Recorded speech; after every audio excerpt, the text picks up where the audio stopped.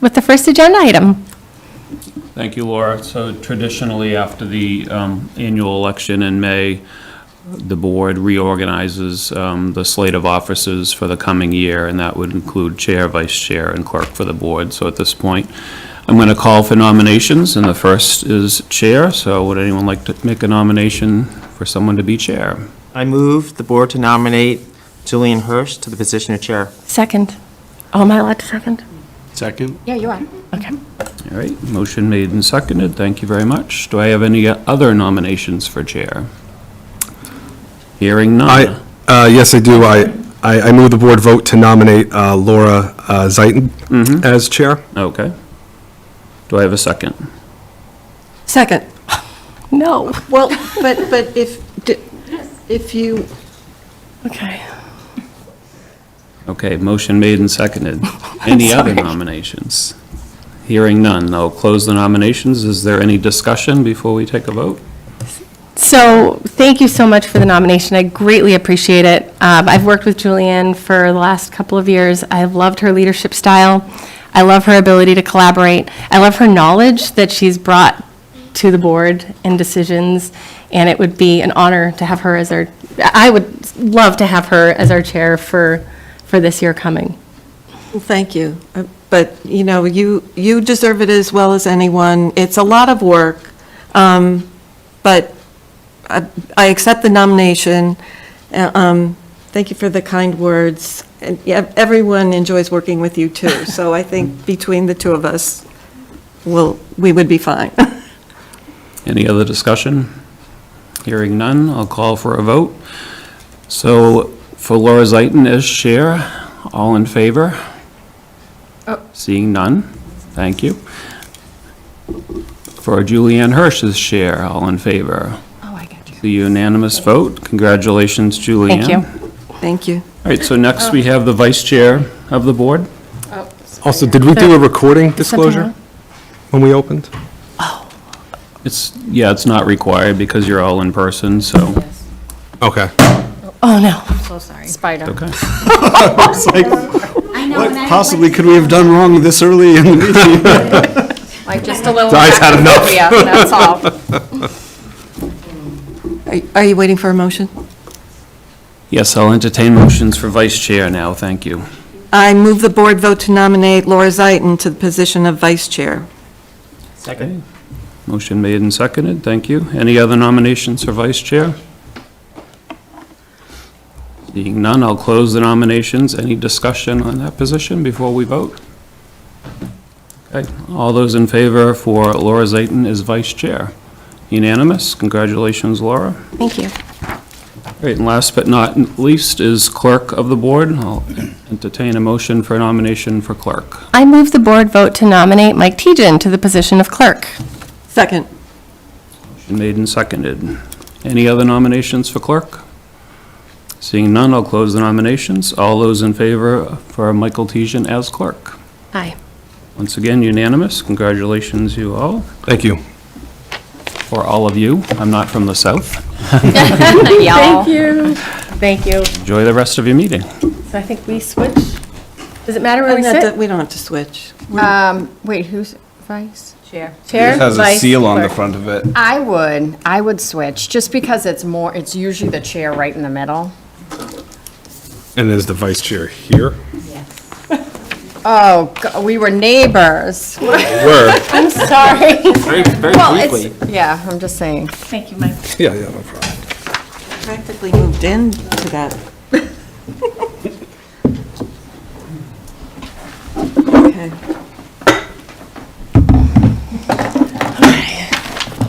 All right. No, don't worry about it. I didn't even see Andy leave. Oh. Thank you. Thanks, Andy. That was fast. Julianne, Oh, thank you. I'll put on your chair. Thank you. Madam Chair.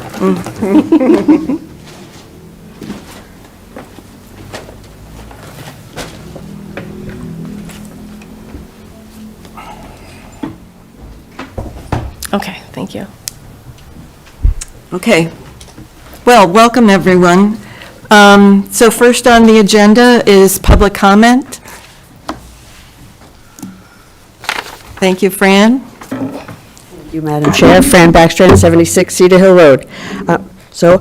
This evening, I just want to ask all of you, I did have a casual conversation with a couple of you prior to this, that I do think it's very important to have public comment. I think that each of the boards, committees, and commissions have started to include it in their process as well. Having it, though, as under the former chairperson, having constant public comment on every agenda item is time-consuming, and it also disrupts the flow of your business meeting that you have before you.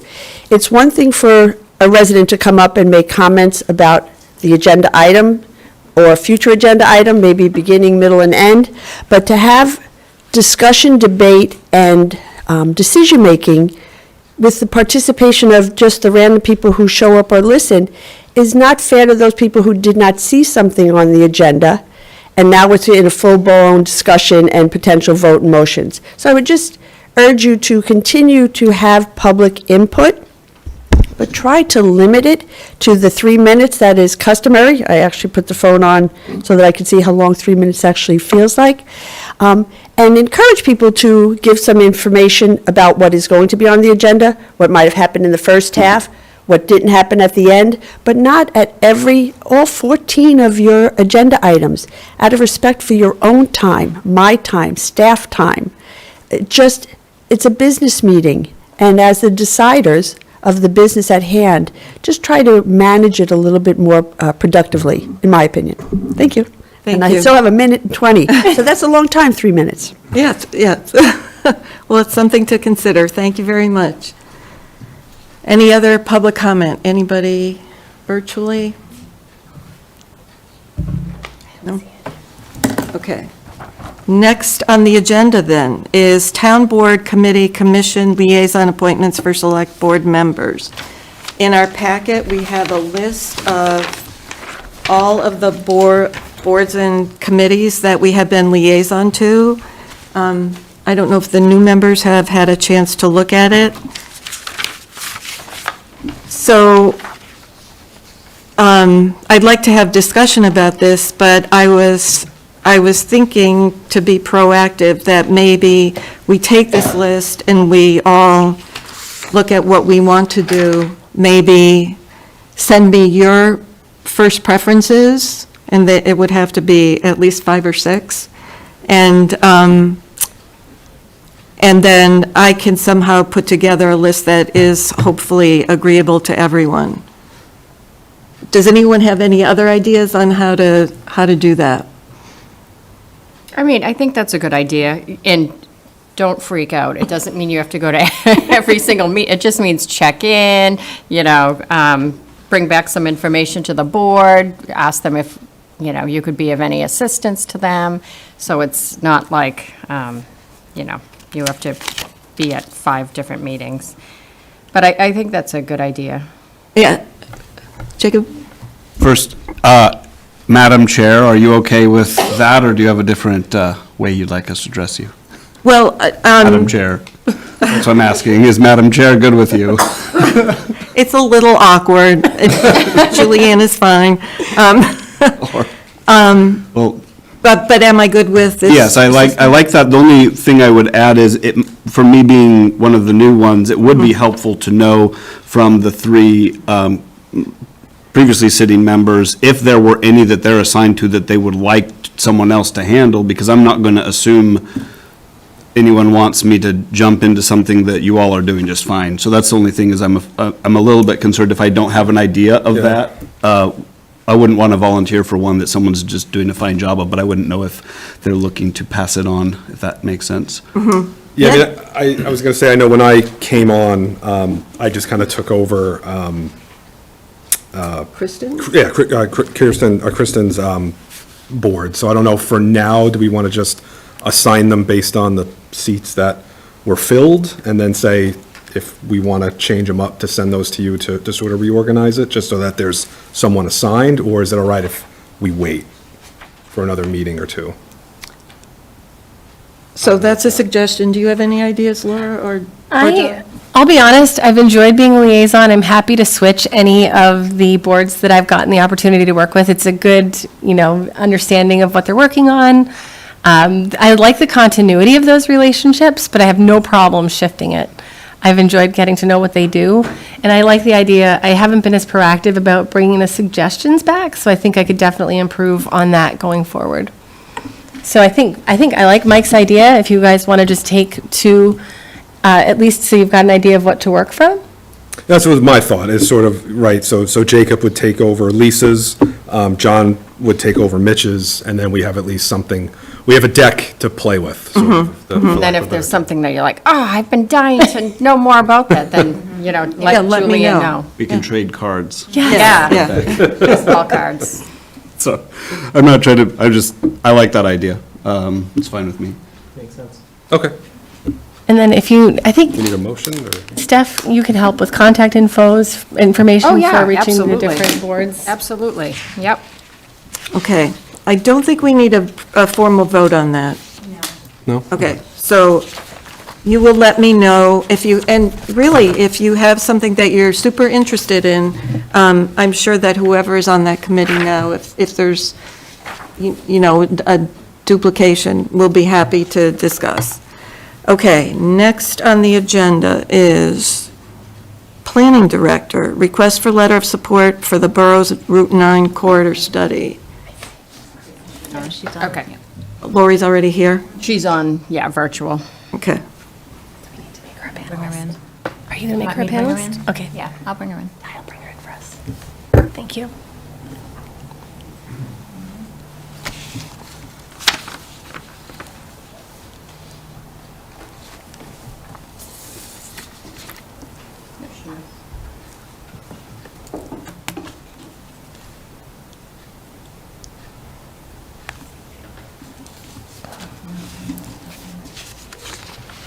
Oh, there she is. Can you hear us? I can. Can you hear me okay? I can. All right. Congratulations, Julianne, Thank you. Is she? on your new position. My new position, yes, thank you. So the reason why I'm here before you this evening is to ask for a letter of support for those of you who were on the board previously. You may recall that I came before you in March to talk to you about a number of grant writing efforts that I was undertaking, and one of those was this project. So a little bit of background information for those who are new. I was approached by the Economic Development Director from the town of Southborough about joining forces with Southborough and Westborough on a borough's Route 9 corridor study. So the intent of this corridor study would be to look at a variety of issues that are confronting all three towns. Of course, traffic would be one of the issues, but also looking at economic developments, the current land uses in the area, the zoning for the three towns, what opportunities may present themselves that we may want to consider a modification of our zoning scheme. Also looking at utilities. One of the problems that certainly Northborough has been facing is that there is no sewer service to Route 9. And the other communities have the same issue. So some of our uses are, especially our two restaurants, are no longer functioning because of failing septic systems. So that's also a challenge for those communities.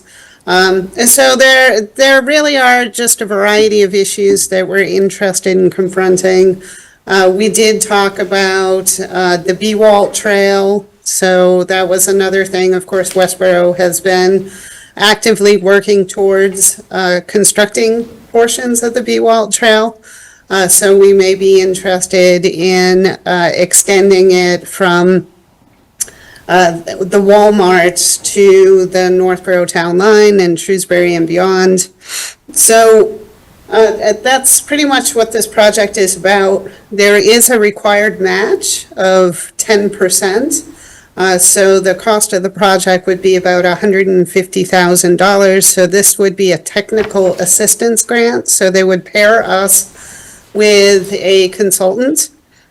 So the match that we are required to raise is $15,000.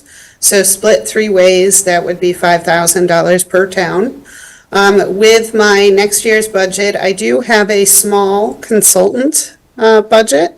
So I would be in the position of contributing that $5,000 as long as you folks provide that blessing. So I'd be happy to answer any questions. One point of clarification, so apologies if some of this has been discussed, I'm new to the board. So the 10% match is 10, if I understand correctly, is divided by 3 towns, so is it $1.5 million would be the grant, and we bring in 15K, 1.75, I'm trying to square some of the numbers. How does that work? So it's 150,000. 150, oh, I see. And what's the So 175 it's approx? 10% is 15,000. Okay. So split 3 ways, it's 5,000 per town. What's the approximate cost of 175 grand? That would be higher than that amount, or maybe it's not, maybe my math is wrong. It's, the latest quote that we had was 150,000 would be the amount that the technical assistance grant would be for. Did I put 175,000 in my letter? Yes, that's the confusion. That- But it's- I think that's a typo, sorry about that. But the 5,000 is correct, it seems like. Yeah, so it's 150,000, so then it's 5,000 per town. So 10% of 150,000 is 15,000. Thank you. So are you looking to hire a consultant to do this evaluation of Route 9? Yes. And how will the consultant be chosen? Through So the the 3? state, so if we are able to secure this grant, this technical assistance grant, then the state will assign us a consultant. Oh, okay. Are we dependent upon Westboro or Southboro on this decision-making, or, like, if they were to say no? Yeah, the way we framed it is, so those 2 communities have already vetted it with their leadership. And so the selectmen in March, this entity, had told me that they were supportive of the project. So they similarly went to their leadership and received the blessing as well. So at that time, I had explained that I'll be looking for a support letter. Of course, now the membership has changed, so 2 of you are new that were not there before. But I do anticipate that the other towns are on board. Any other, go ahead, Laura. So when will the grant be submitted, and when will we expect to hear back if we obtained it? So the grant is due on June 4th, and I anticipate hearing sometime in the fall. Perfect. And then with 3 towns participating, is there going to be like one town that manages it, or is it all 3 working simultaneously? So Westboro has agreed to be the host community, so they are, so everything, all the paperwork would filter through them. And is there going to be a big time crunch for you that's required? Is it going to be a hardship for you to complete it? No, I don't think it's going to be a hardship. Of course, there is a certain amount of public outreach that would be part of this project. So I would assist with the coordination, and of course, there would be meetings, which I'm not exactly sure at this point. We haven't received the scope of work, the final scope of work yet. It's something that we're kind of working on together, so there are 2 economic development directors and 3 planning directors. So there are 5 of us that are working together to put together this grant application. So it has taken some coordination, but of course, with all of these professionals, it makes the job easier in that it's not just one that's coming up with all of this. And the same would be true as the planning project moves along. So we can all work together to get the job done. Thank you. One question, Lori, so I would assume, right, any results from this study, if we get the grant, do the study, any of those improvements or anything are up to each municipality to implement and get approvals from its select board and town meeting? Correct.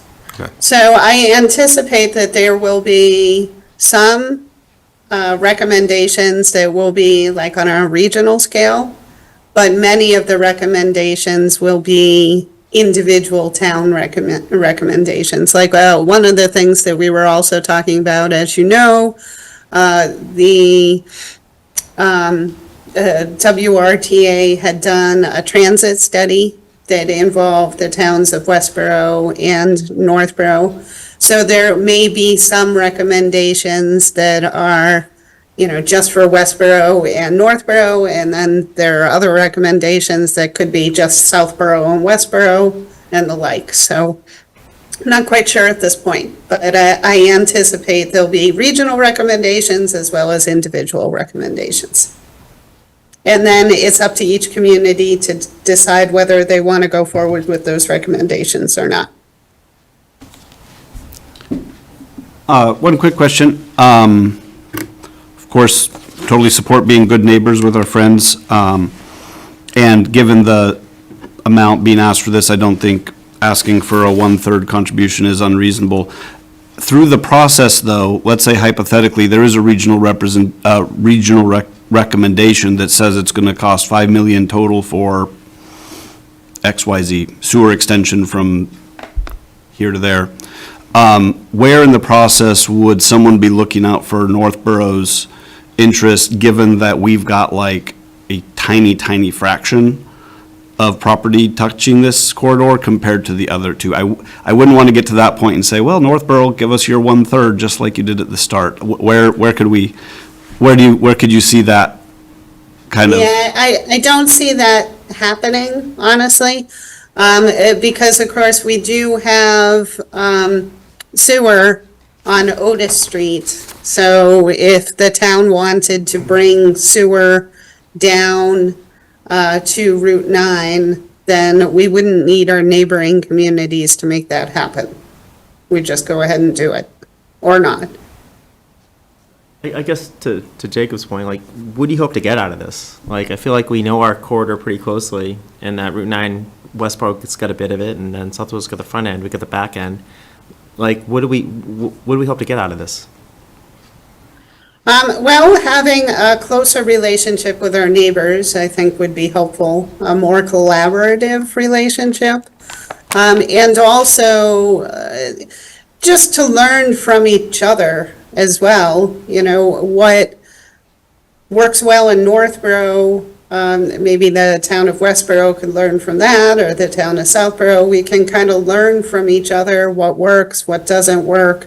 And then there may be recommendations, particularly from an economic development standpoint. Of course, we've been talking about getting more involved with economic development. The other two communities have economic development directors. We do not.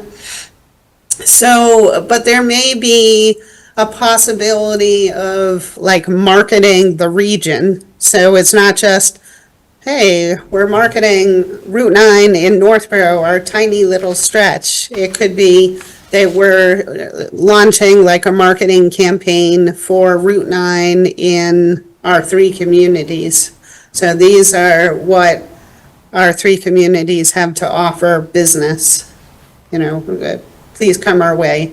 And like I said, there could be opportunities to look at how Westboro zones their stretch of Route 9 versus how we zone our stretch of Route 9.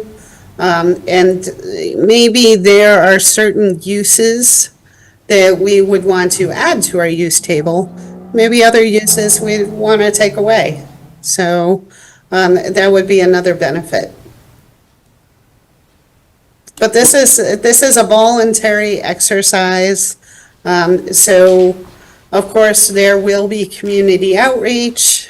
So there most likely will be some sort of survey as well as some sort of workshop. Chances are a regional workshop, but possibly also a Northborough specific workshop. So it's not creating this plan in a vacuum. It does involve community outreach, hearing from the community as to what they would like to see on Route 9. And just as you had, I believe, said, Lori, the Community One-Stop Community Growth Community Planning Grant Program, that's a state-funded grant? That is, All right, yes. so if we were to get the grant and get the state to provide a consultant, and then would additional state money possibly follow that for improvement? So would that put you in a good position to argue for additional grants, being that the state's already provided funding for the improvement plan to figure that out? Yes. So typically, the way the state works is they like to see that you are planning first, and then you are acting afterwards. So you are acting on the recommendations in the plan. So if, for example, I know I talked to you folks about a year and a half ago, maybe 2 years ago now, about potential sewer extension to Route 9. So if you decided that you wanted to go forward with that in the future, it would give us some extra bonus points if they saw that we had a Route 9 corridor study that made that recommendation. Just so I'm clear, it's Otis Street where Walmart is. Is that the beginning of Northborough? On Route 9, I'm not an expert at it. Correct. So Walmart is in Northborough, and Walmart does have sewer service. But just if I think simply across what Route 9 is and what the opportunity is, the Northborough part of Route 9 starts at Otis Street or start a little before? A little after, well, past Yeah, McDonald's, so I think. Past it McDonald's? pretty much goes Like right from before the side entrance to the Walmart. Walmart to the O'Connell Lodge. It So sort we of get cuts like diagonal. that, we get Motel 6. We get the adult video store, and we get the gun store, and we get the closed mini golf place. That's like the opportunity Oh, in when you front put of it us. that way. No, I just want to like frame what the opportunity we're talking about is that, just so I'm a No, I visual know. person. But that's the opportunity that, like, someone says, what's in it for Northborough? It's what I illustratively described, I think. Is that right? Yeah, so our planning area includes a 1,000 linear foot circle around Route 9. So it would include some of Route 20, so the interchange with Route 20. So it would go as far north as the lower section of Northborough Crossing. So it would include a little bit of Avalon. It would include the New England baseball, a little bit of the Carewell, and then a small portion of Lawrence Street, north of the Motel 6. So it's the land uses 1,000 feet from the midpoint of Route 9 Thank you. would be encompassed within the project area. Any other questions, comments? I have two quick questions. Is Route 9 a state road It is. in Northborough? Okay. And I just want to be clear about Jacob's point. If we get this, this recommendation, some recommendations on what to do on Route 9, and say it's something really expensive, at that point, we're not making any promises to the other two towns that we're going to go the next step automatically. Okay, Correct. all right, then. Again, any other questions? Then I would entertain a motion. Madam Chair, I move the board vote to submit a letter of support for the borough's Route 9 corridor study as presented by the planning director. Second. Moved by Laura, seconded by Mike Tejan. This can be a hand vote. All those in favor of the recommendation letter? Unanimous vote. Thank you, Lori. Thank you very much. Thank you for Have a all good that night. information. Okay, next up is another grant. David isn't on, is he? I just wanted to double check. I don't think so. No, I don't see Okay. him. Yeah, so we have another grant. This is a cybersecurity grant for training for all of our staff. It's federal with a match from the state, so $29,375 through the Municipal Local Cybersecurity Grant Program, which is federal. And the $23,500 of the award amount is being funded by FEMA, and the remaining $5,875 is that state match from the Commonwealth's Office of Grant and Research. This is actually great. I partook in cybersecurity training in Holden, and it's things you don't think of every day, and there's been many towns that have been ransom attacked, and it's, everybody's name, but they miss like the N, and you're just so used to like, oh, there's Michael Tejan, but it's Michael T with the missing J-E-N. So it's like, you really have to start to focus now. It can cost us a lot of money, a lot of time. So I think it's a great program, and I hope to get started. So what the state will do is send out modules to each department, and they'll have to take little quizzes, and they either pass or they fail, and then if they fail, they have to redo it. So it's a little bit of time, but trust me, it's important, given this climate of, cyber attacks. Any comments? I'm so happy that we're moving forward with this, so thank you. I would, so just my only question with FEMA, if the grant is canceled because of some of the FEMA stuff that's going on, would that affect us at all? Not at all. Okay. No, not at all. The town's not being asked anything Okay. monetarily. Yeah. Perfect. Yeah, I'm excited to see this. Yeah. Questions, comments? And this will be for all town staff? Yes. Will be able to participate? Yep. And they'll be able to complete the trainings during normal hours? Yes. Okay. They will. Yep. Yeah, believe me, they probably wouldn't take one if it was. But you just, and it keeps giving you reminders, so you're like, oh, all right. But Yeah. it's good that it pushes you. Not that I was frustrated, I was so excited. I think those layers of security are really important, and I think in ransomware, the most innocent mistake can result in a lot of expensive repairs for the town. Right. So I'm happy this is, Yep. And Where it's do the like mistakes usually happen? Because- links, attachments, opening attachments, yeah, but it's mostly a link and that's it. That's where the virus enters, so, yeah, it can happen to anybody, but it's serious. Yeah, go ahead. I was going to say, or if you get an email from Administrator Bacon asking you to buy her some iTunes gift cards, Yeah, probably Right. don't fall for it. I'm in Nigeria. Can you I think this is a great idea. I think this kind of training is not only good for employees of the town, everyone should have, should learn these kinds of things to protect themselves, in my Yeah. opinion. Yep. Go can I ask ahead. one more question, please?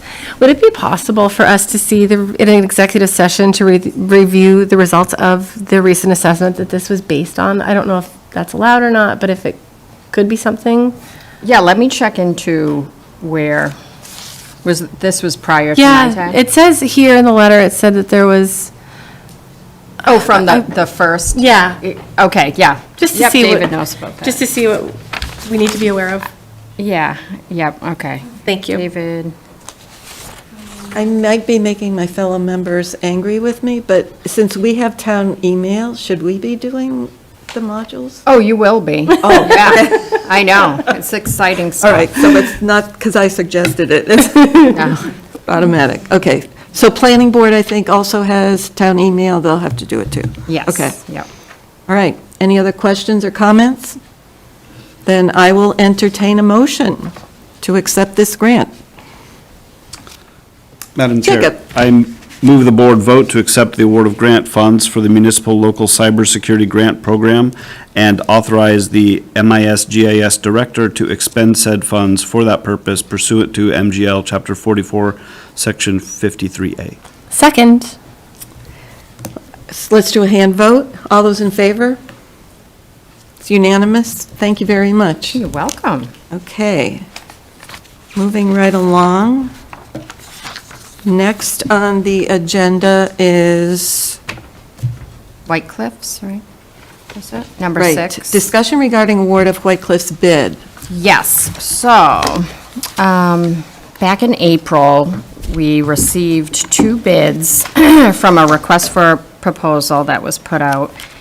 And, in the interim, do you mind just passing? Sure. Wait, 1, 2, 3, 4, 5, oh, good. So just pass these out. So. Thank you.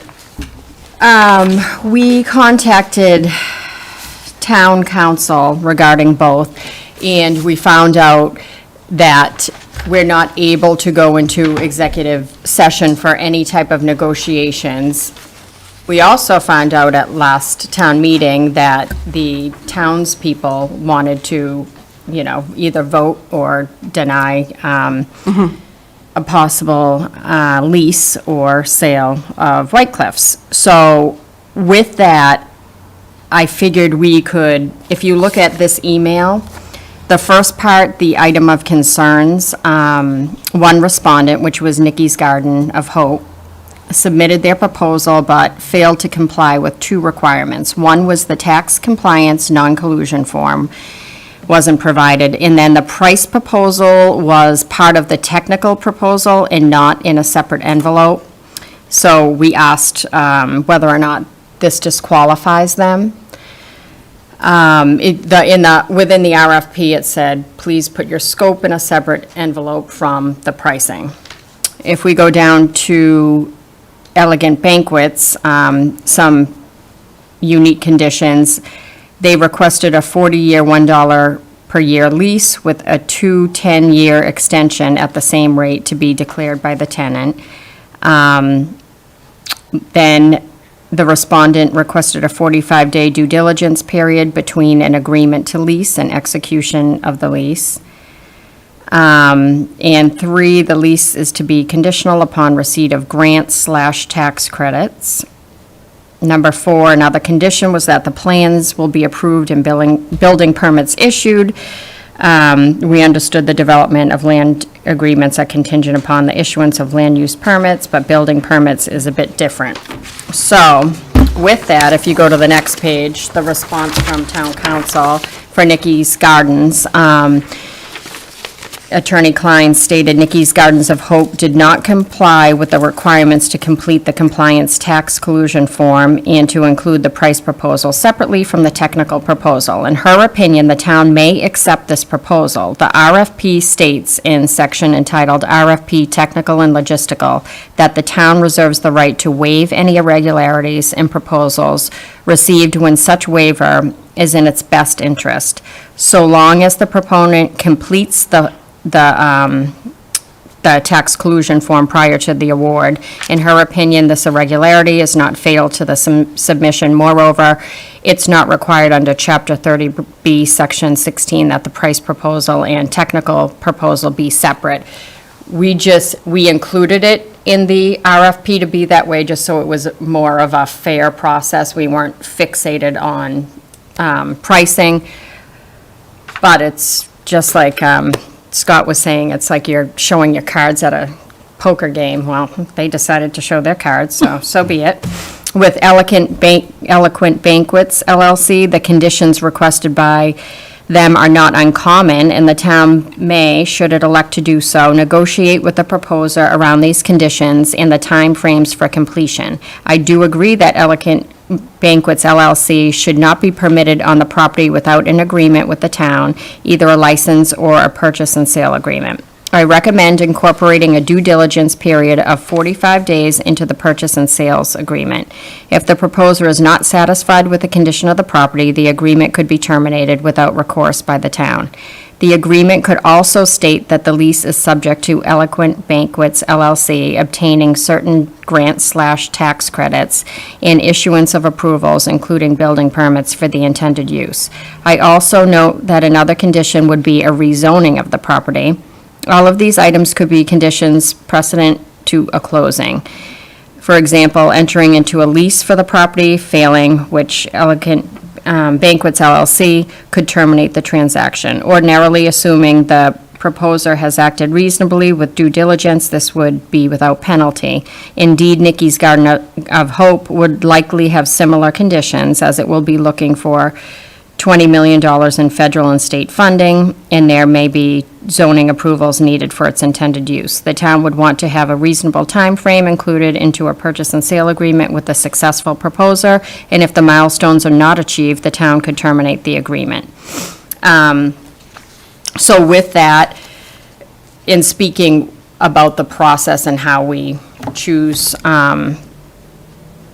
which respondent to go with, we could invite both of them in, and it has to be public, so a public process here, and have them go over their project. We could ask them questions about, their intended use, and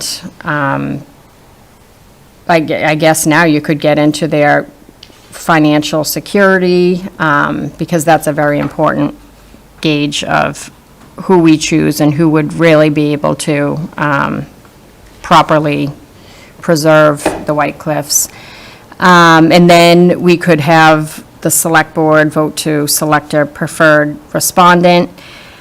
And Katie, again, I quoted that, oh no, that wasn't, but when I asked her about executive session, she said the select board may not meet an executive session with either of the proponents. Executive session, in the case of Mass General Law, Chapter 30A, may occur to discuss the purchase, sale, disposition, or value of land when the chair declares that an open session may have a detrimental effect on negotiating position of the town.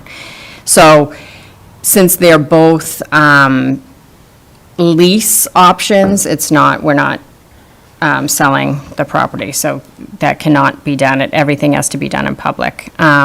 And then we could bring the results of the negotiations to then a special town meeting, deciding whether or not the zoning board would give us a variance to rezone that property.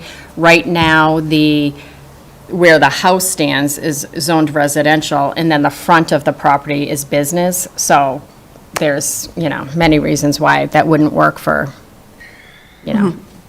anything. So we'll see, at that point, of course, we could go before the ZBA first, see if they would give us a variance, and if not, then we could bring it to town meeting to rezone. How do you feel about that process?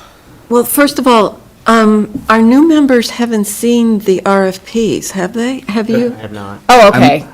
I'll tell you, everything I've learned was what we heard in public meeting, in a town meeting, what the select board talked about at a previous meeting, and then this. So this is about as up to speed as I am. I'm generally aware of the proposals because they were described to the town at the town meeting, but I haven't got any papers. And I'm not trying to slow down the process at all, but I Oh, not at all. want to absorb them a little bit. Oh, absolutely. I'll email them tonight. Just to give you a brief overview, Nikki's Garden of Hope, they would like 2 floors for intellectually disabled adults. So I would say, 18 years and older. And then they wanted a kind of a co-ownership, so they reference possibly a speakeasy in the basement, or, artists artistry section. So they would be co-owned. I'm not quite sure how that would work. We would have to look into that. And then Elegant Banquets, they have this would be almost like White Cliffs used to be, but they're a high-end venue for weddings, and they have a very similar, they're all in beautiful historic buildings. That's their forte. And there's one, I believe, in Connecticut that is very comparative to White Cliffs. So they would have, the bride suite, they would have basically a new ballroom put on, and they gave, examples of how that would look, and, but their main interest is preserving as well. And the grounds within both RFPs, we stated that we wanted community involvement in some way, shape, or form. So both respondents did say that we could, either have meeting space, we could have events there, of course, when they're not conducting typical business, but that was a big part of it, whether we use the grounds outside or the space inside. Steph, what is the Connecticut corollary you described? Like, what is the name of the property? Where is it? Oh, I have a slideshow that I prepared for the board, so I'll send you guys that too. Thank you. Yep, absolutely. And then I also noticed that they did not comply with the two separate envelopes. What I'm reading from that, I don't know if it's correct, is that we did get some insight into their price proposal from that. They showed the cards, I think you said? In Nikki's Gardens. Nikki's Gardens? Yes. Like, I look at item of concern to be Nikki's Gardens and unique conditions to be Elegant Banquets. Is that right? Yes, correct. So, Absolutely. not to call Nikki's Gardens item of concern, I'm just looking at this. But, what do they offer? I see a 40-year $1 lease in Elegant Banquets with the renewal rights described. But what did Nikki's Gardens offer? Nikki's Gardens wanted, basically help with, I believe, CPC, so CPC funding, and altogether it totaled $20 million. And I think it was also specific grants that were meant for historic buildings, so they were looking for that type of financial help. I don't know if they were open to negotiate because they had that co-ownership situation, and I am not sure, because we haven't spoken with them yet, how that would work. If they would just start out with, the 2 floors that they needed for their intellectual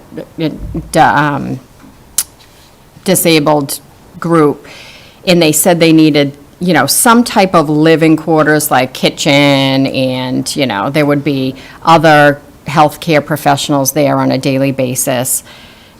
And it seemed like they were going to be in the upper floors, because they were saying, okay, well, you could go down the stairs with the speakeasy, and so I'd really love to get them in here to just see really how the layout would be, and, yeah. They seem to really love the space and think they could make it work. I just am not sure on how they would make it work with the other people, and the amount of work that has to be done to the building.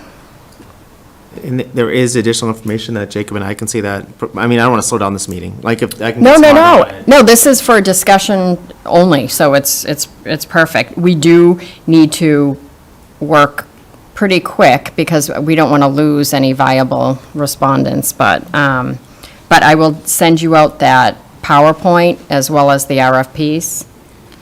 So, that'd be great, thank you. Yep. Go ahead, Laura. I was just going to ask, would it be possible for us to schedule another tour of the White Cliffs so that the new board members could see it? I'd be happy And have to. a good foundation? Oh, yeah, for- absolutely. For that? Yep. And while we're at it, we could do 4 West Main, too. Yeah, good idea. That's actually a great idea. Yeah, we should do that. Okay. One question I had was regarding council's comments about the issues with the submission for Nikki's Garden of Hope. That it was not fatal, I guess you would mean sort of legally fatal. Legally, because it's not a condition of Chapter 30B, but we had it as a condition in our RFP. So if the board said, all right, that's fine, you showed your cards, the other, respondent didn't, it's on you. Yeah. Yeah. But we as so a board could decide that that is fatal, that You they didn't could. follow the instructions. Right, yeah. When you're hiring people and you ask for a resume and cover letter, and all you get is a resume, you're not usually going to bring that person in for an interview. I know we only got 2. I gave my cover letter. Exactly. We only got 2 submissions, so I could certainly see why you can make an argument about giving them a pass, but it seems like Elegant Banquets, from the other material that we saw, this isn't new for them. They've done this before, and they followed the instructions in the submission to make sure that they wouldn't get thrown out. To me, that probably lends itself to other things down the road, just from my own experience and all kinds of things. So I would consider moving forward with just inviting in Elegant Banquets, just because the other submission didn't follow those instructions. I know the school department recently had an RFP for food vendors where something similar happened, where a vendor submitted its financials in the general proposal and not separate, and they were immediately thrown out. Granted, they had more than 2, I think they had 3 or 4, but they went ahead and, they didn't follow the instructions, so they went ahead and did not consider that vendor. So I think it's something we have to, maybe consider is because of that, is it worth it to bring in both of them? If one didn't follow the instructions and one did? Yeah, that absolutely could be the decision of the board. I think Absolutely. that the counter would be, it's always beneficial to have a multi-bidder process, and I share your concerns about not being able to follow instructions and what that can mean in terms of the seriousness of the bidder. I'm new, I've never met either of these entities, but I do share that concern. Like, if you didn't do this, what does that mean for the future? I do like a multi-bidder process. I also, what's not clear to me is, like, I understand the legal counsel, but it takes legal and it takes someone that's negotiating on behalf of the town. I wouldn't expect legal to negotiate on behalf of the town. Who's negotiating on behalf of the town? You guys are. Thank And you. then we're going to town meeting. Yep, Perfect. And that's why I like a multi-bidder process, yep. Yep. as one person. Hard to negotiate when there's only one option, is what you're saying. I like multi-bidder process. I mean, it'd be great if another bidder came in, and I just like the idea that we can approach it a bit open-minded, but your concerns are the same concerns I have, Mike. This is not Right. like trying to pretend that these aren't real concerns. Well, and we wouldn't necessarily be if we invited both of them in, we're not going to negotiate an open meeting and be like, well, we don't want to do 40, we want to do 25. Are you game for, all right? It's going to be, they present their proposals, we kind of think it over, make a decision on who to go with, and then enter specific negotiations. Yes, but they just have to all be public. Right. Yeah, That's good, Yeah. actually. yeah, I'm surprised. So I uh-huh. want to clear up what you said. You like the multi-bid process, but you are also have the same concerns as me. Well, when I see, I think when you look at seriousness of bid, and you give clear protocol on what the rules are, and someone doesn't follow the rules, that bid, 2 bids, everything else equal, one bid is clearly less risky or more attractive than the other. This is nuanced property, it's nuanced bidders, so I do like the idea of fleshing this out a little bit more and getting some more exposure to the seriousness of the bidders and what, and I do, Steph, I'm not gonna, depend on you to, give the total business plan for Nikki's Gardens, but again, it wasn't clear based on our conversation with the business plan, and so I would like to flesh that out a little bit more. and not just totally shut down Nikki's Garden of Hope, but maybe engage a little bit and understand it a bit more because I'm coming into it new. In their co-ownership process of how So that would just happen. in terms of moving forward, you are hesitant about having both of these entities come and speak to us? You would, What I would say is if there was support of the board to make a decision to not consider one of them because of the adherence to the rules, but it doesn't sound like there's support of the board for that, so I just wanted to air my concerns. yeah, no, and they're very legitimate. But you're saying that you would like to hear from both? At this stage, my preference would be to hear from both, but I totally agree with the way you Right. framed out. Like, Yeah, I it's mean, the same if thing there that's was, going on in my if we head. had agreement that like, yeah, we don't want to move forward with one because of how the rules were laid out and how they were not followed, I'm not looking to sort of have a lengthy floor fight over it, but just to air, what my concerns were. If there was some agreement to that, then I think, we could move forward. But if there's agreement to move forward with bringing them both in, then, agreement, let's, we can move, I'd be supportive of moving forward with that. Okay. Okay, so there's no vote tonight, No. but how do we agree that we would like to hear from both of from Nikki's and Elegant Well, Banquet? it seems everybody, I mean. Is there if- consensus? If you want to take a Bring them in. vote to have both in, or, Yeah, I haven't spoken, but I'm just kind of on board with this conversation. I think if we had 5 applicants and one of them didn't do the technical things, that's an easy way to knock that one out. And I think because we have 2, for the same reasons Mr. Ray expressed, I'm kind of hesitant to knock one out on the technicality, while it's duly noted that they did have a technicality. I'm a little also concerned about the zoning needs. I mean, it's easy to say, well, have town meeting change the zoning. Okay, then is it going to be subject to spot zoning challenges? Can the ZBA grant a variance? I don't know. I don't even know what relief they'd be needing at this point, so it's all really speculative, but I don't want it to be seemed like, even if everyone says this is a great idea, that legally it can be done. I don't know, is what I'm getting at. I don't know enough to even, but when it says a condition would be a rezoning of the property, we cannot, I don't believe, say, this parcel is zoned residential and I'd like to zone it industrial. That's called spot zoning, and generally that's not allowed. Now, reasons can be given for why a variance can be given based on the standards of a variance. I know that there's been moves to try to remove the use variance at all from our, well, I'll call quiver of tools, but maybe there could be a use variance that would solve their issue. Point is, I don't even know what they would be needing, but it shouldn't be considered a trivial thing that could be done quickly. Although if that section was not rezoned and remained, it was residential 10 years ago when it was operating as an event space. it was. How did they do that? Were they grandfathered in somehow? Do you remember, Diane? So it probably would have lost its ability to keep doing it because they went for a period of 2 years without doing it. Then you lose your ability to keep doing. Okay, so maybe that's. I'm what not happened. trying to give advice here, as I sent you guys a whole letter. Right. But I that's did- my concern, is that if that's going to be a condition, that maybe needs to get fleshed out a little bit more. That's what I'm saying. Right. And then there's a risk of like, okay, so if we knocked out Garden of Hope because of a technicality and Elegant Banquets had a zoning issue, now we're like, now what? Like, we got nothing? Like, I hope not.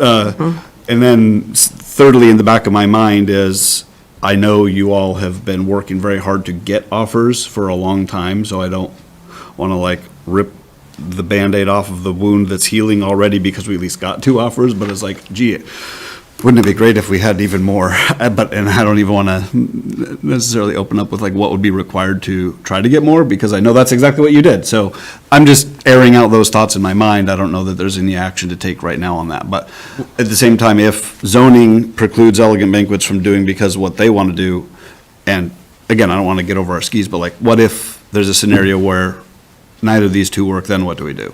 You know? I would say it's back to the drawing board. That's why we left the RFP with the exception of, we wanted some type of community use. We left it pretty open, lease, sale, anything under the sun. But, yeah, so we got two. Anyway, but to answer the first question, Madam Chair, I like I'm supportive of the idea of having both of these come in. Absolutely, Okay. I think that's a good idea. Okay, but now, the zoning points that Jacob just brought up, where in the timeline of this whole process would, it seems like we should get the information quickly to see how difficult it will be to get a variance or a spot Yeah, zone? I wish Lori Connors was still on, but she did look into it, and supposedly ZBA could. Okay. They don't have to. For sure. They could, so if they didn't, then we would try to go to town meeting to. Got it. But change the at zoning. this point, we would go to the zoning board and just say, what is your feeling about this right now? Right. Would you? Okay. All right, okay, so my concern is that if it's rezoned and neither of these materialize, then we've rezoned for anybody to come in. Can the rezoning be subject to the entity that we choose? Am I making sense? Yeah, you are making sense, yep. Can it? I would say if we got to an agreement, an official agreement that we're ready to take to town meeting, that might be the time to then seek approval. And if not, it would have to go to town meeting anyway, along with the vote for the awardee.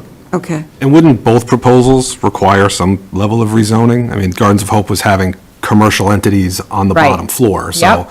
it's not just elegant, it would be Nikki's Garden of Hope that would also require a Oh, rezoning. yeah, pretty much any use that Any goes in use, there. right. Yeah.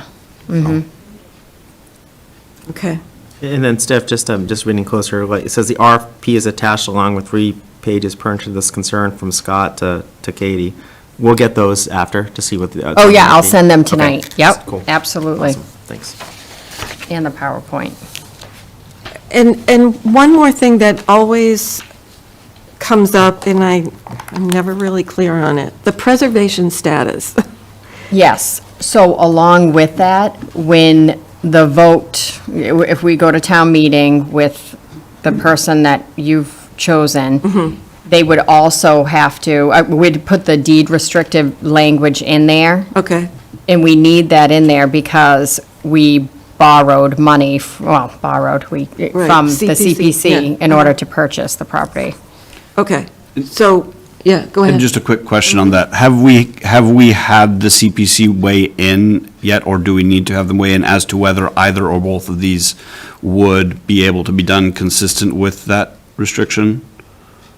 Oh, yeah, as long as they're preserving the property, then yes. Okay. It would be but again, now that it's a public situation, John Campbell actually just got in touch with me, so. Okay. Yeah. I just wouldn't want to have like, okay, we're getting 90% of the way through, and then someone says, well, that's not consistent with the restriction. Then we're like, now what? Yeah, right, I know. Okay. Is there anything else you need from us on No, this? no, except, well, I guess what we can do, we'll work on the scheduling to have them in, in between now and the next meeting. So we have everything defined, and whether or not, I'll talk about the following meeting agenda, but maybe we could have them in ahead of time. I just don't want so much time to pass and them Yes, to walk yeah. or, Lose you know, interest. take We don't another, want- yeah, Yeah, exactly. opportunity, yeah. Okay. And then will you be able to get the dates out for a tour so we can go check those out before that meeting Absolutely, as well? yep, I have that on my list too. Okay, All right. thank you. You're okay if we welcome. move on then? Absolutely. Okay, next on the agenda is consideration of options for 4 West Main. So I guess that would be discussing the Municipal Building Reuse Committee, correct? Yeah, that was what was brought up at the previous board, to resurrect a committee, to look at what we want, and I don't know if, I believe the charge that I had written was in there, but, in the packet. Yeah. I just don't know what, oh, yeah, it's in there, right? Yeah, perfect. I just don't know where it stands now. If the appetite was to do the same thing, be a little broad or be more specific in the RFP and see what we get, and then bring it to town meeting for voter approval. So it's up to you guys. But I think it's great that we'll take a walk soon so everyone can see the changes that will need to be made due to the building code, due to, some leaks in the building, due to prior uses, the way it's shifted and set up. So it's kind of like, somebody has to have a vision, go in there and gut out the inside. Yeah, it's rather eye-opening going into that building. Right, yeah. It looks gorgeous from the outside. I love the building, but just you get inside and you're like, wow.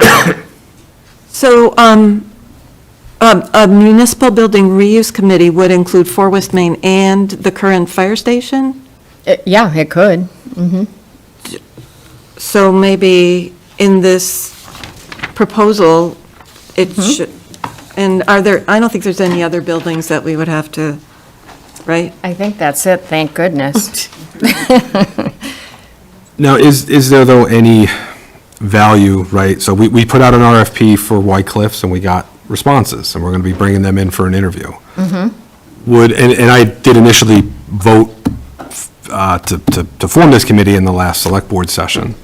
But is there some value in still putting out an RFP now to see if we get somebody or groups to make a submission for that building and have something to work with for possibly a special town meeting in the fall?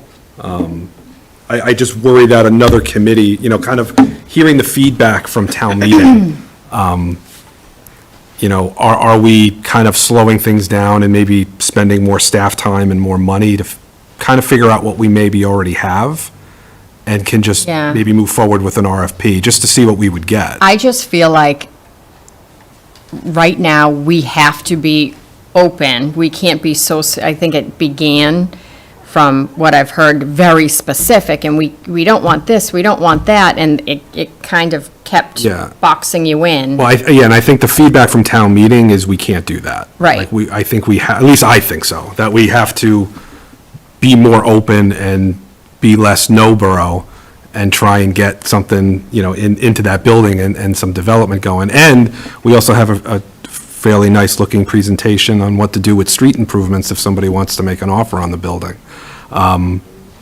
Yeah, I So think, that's my only concern is like, there seems to be, we have some momentum with White Cliffs. Maybe we, try and get some momentum with 4 West Main, and try and see if we can get a proposal on that building, or more than one proposals that we can take seriously and review, rather than going another committee route, maybe getting to that same place, but a year from now, or Yeah. longer. and the So- feedback from town meeting was, well, what's going to happen that, even for West Main and Blake Street and with the people that, who knows what type of business, how their people are going to come in and out in what hours and where they're going to need to park. And we just don't know that yet. So it's hard to plan around that building if we Right. don't know the building's use. And we have a fairly good breakdown of that building from the town hall feasibility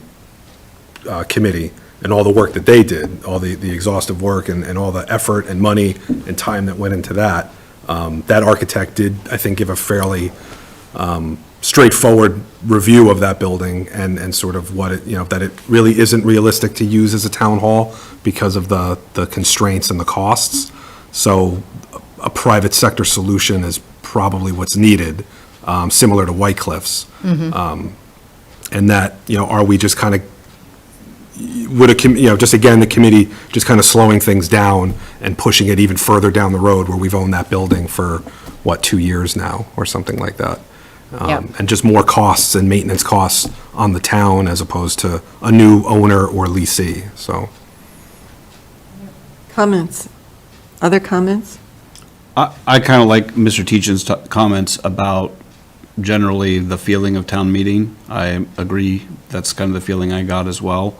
I have a little bit of just hesitation of having another committee that, just based on what I didn't know the context where I was reading it. I wasn't sure if this was this has been done, or this is what we're thinking about doing. So when I read it, I was like a little bit, just not sure what was that. But having read it, now that you've explained this was the previous one, it makes sense that it's got the same appointments as the previous one. My comment was going to be, I don't know that it makes a lot of sense to make another reuse committee with essentially the same people on it.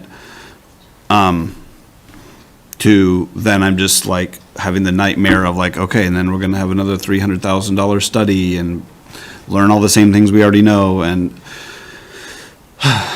that's kind of my reaction to that. But at the same time, I'm like, I could be certainly convinced to support it. But I'm like, where my initial thought is we did learn a lot about that building with the town hall feasibility study. Now, we weren't looking at it from the lens of what else could this building be used for? True, and that's a great question, but I think, the best people to decide what could this building be used for is people in the business of finding use for these kinds of buildings. And Right, it's like even if we came up with a suggestion, they would be, like, does anybody wanna? so if you're watching this, find a friend who wants to Yeah, buy it right. for us. Right, No, but I'm, absolutely like the idea, if it makes sense, to go down the process of soliciting proposals. I agree with both. I think, Mike, I think you framed it pretty well, like the idea of committees and studies. I mean, this is where I see the gap of not having an economic development committee like shines through loud and clear. We should be able to communicate what the town wants. We should be able to have those conversations in an organized way where people know where to talk to, and we're not set up that way. And so, like, I mean, everyone knows my passion prior to joining this board is the economic development committee is something that we really need to energize around. I'd love to see what the market brings us. If we communicate well and we kind of say what Northborough wants, and we can, and the residents, you'll see the support, I'm sure, then we'll see what the market brings us rather than us trying to get lucky and try to see if we can just tap the market accidentally. So that my bias is to try to figure out how to address that and not just set up committees. We have a guest who would like to speak. Please, Mr. Leaf. Rick Leaf is the chairperson of the Master Plan Implementation Committee, just so you all know. And we've been discussing downtown Yes, for 2 years. at least. Yeah, Rick Leaf, 30 Wiles Farm Road. Yeah, so in a certain sense, you already have a committee. The Master Plan Implementation Committee pulled out of the master plan downtown is the key factor that residents want to see something about. And so we've done a lot of discussion about it, and we hired a consulting firm that wrote a downtown revitalization plan. It spends quite a bit of time talking about 4 West Main Street and Blake Street and the fire station, which is going to become vacant. So I think at a minimum, that plan should be consulted and read over to understand what was possible things that could be done with those buildings. And if a building reuse committee decides to be formed, it would make sense to have someone from the MPIC represented on that committee. If a committee is not formed, which I have no predisposition for one way or another, I think that the RFP that's going to be written should take as at least a beginning point some of the recommendations out of the downtown revitalization plan as to what the possible uses of both of those buildings are, and then modified, changed, amplified, however the town sees fit. But to a certain extent, the MPIC has been kind of acting as an ad hoc economic development committee as far as the downtown goes, and a lot of work has already been done to come up with some general ideas about what can happen there. So I just suggest that you sort of take advantage of that in whatever route you decide to follow. Don't let that all go to waste kind of thing. Use that as a basic point. And then if you'd like the MPIC to be involved one way or another in the development of this, or the helping review RFPs or provide some input to the process, that's something we'd like to do, because that committee is very eager, as you saw from town meeting, to get some things going down there in that area of town. And so let's just kind of use that and have the MPIC work cooperatively with whatever approach is developed here to look at 4 West Main, and, we feel the fire station is also a great opportunity. And as we said, we view Blake Street as a great connector between those two buildings. So somehow, that all has to come together, and as long as the MPIC is working cooperatively with whatever you guys decide, I think that's the best approach. So are you saying, you would advise us to look at both buildings together rather than separately? If one is used for one thing, then something else would be complemented in, say, the fire station? Yeah, I'm not sure, even the downtown revitalization plan didn't link the two buildings themselves, except I think some of the possible uses of the two buildings could be complementary. But if you decided to just look at 4 West Main now, the master plan, downtown revitalization plan talks in quite a bit of detail about 4 West Main. If you decided to look at both buildings simultaneously, the plan talks about, the uses of both buildings and how Blake Street connects them. So that could be done, also. The main thing, the point I'm trying to make is that an RFP or decision-making on 4 West Main shouldn't be done independently of the work the MPIC has already done and the information that's in the downtown revitalization plan. Thank you. Any questions for Rick? No, thank you. That's the 2024 recent study, I think, Yes, right? Okay. That came out of the 2020 master plan, and that was completed in 2024. Yep. That's all available on the website someplace. And I think the right schedule for West Main is vacant now. So if we start on that, and then by the time, the current fire station clears out, then we can roll into a next RFP. So we don't have to do them simultaneously, because right now, one building's completely vacant. It has been vacant. That's just, Yeah, we couldn't realistically do an RFP for the soon-to-be old fire Right. station because it's Right. full of fire. right, yeah, Mike, you're out, you're out. But, Yeah. so I guess one of the things that I'd like to bring up is that there has been some requests for a community center in town, and, or some kind of community space, whether it's part of 4 West Main or the entire fire station, whatever it is. And I think that should be in the discussion of all of this. And also, I hope you all got an email from Jen Tolman today saying that, there's the idea of using 4 West Main, if possible, cleaning up a little section of it for some pop-up art displays, exhibits. So, Laura, we haven't heard from you. Oh, I've enjoyed the conversation. I'm sorry, I definitely agree with avoiding a committee.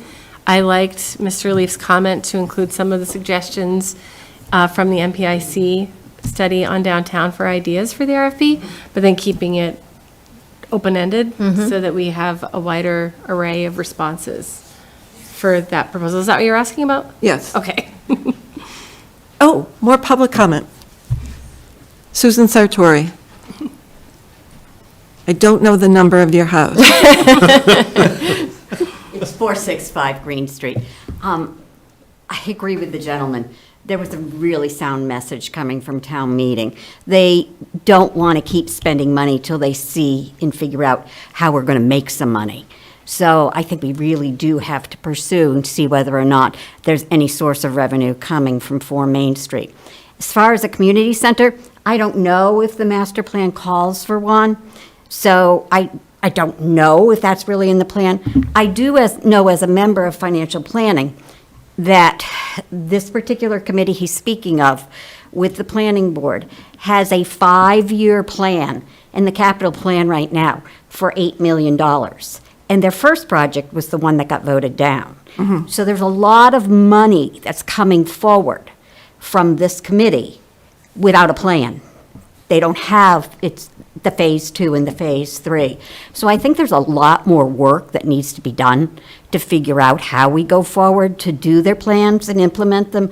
And I think there's a lot more work that has to be done with financial committees here in town to understand how we pay for all of this. And then to my former colleague, we have to figure out how we get economic growth going, too. Thank you. Thank you. Thanks, Susan. I know there was talk about, us town staff, we know we're going to be here till we all rot. No, I'm just kidding. I'm just kidding. But, yes, our rec department truly needs more space. And so there was conversation when they move out of the fire station, possibly that would be a great area. Now, they don't have to completely fill the building, which might be an idea of community space, you know, because it kind of goes in with rec and Yeah. arts and, so, yeah, there are definitely ideas that we could. Yeah, and I think to Steph's point, like, it doesn't close that door. No, It doesn't mean that it's definitely something in the future, right? Because everything's got to be considered when we cross that bridge. right, But especially after you guys take a look at 4 West Main on the inside, even just that first floor is going to take a lot to clean up and to have people safely in there. You know, I can't speak to it specifically. I mean, I went through a walkthrough probably almost a year ago now, and I'm sure it hasn't gotten better in a year.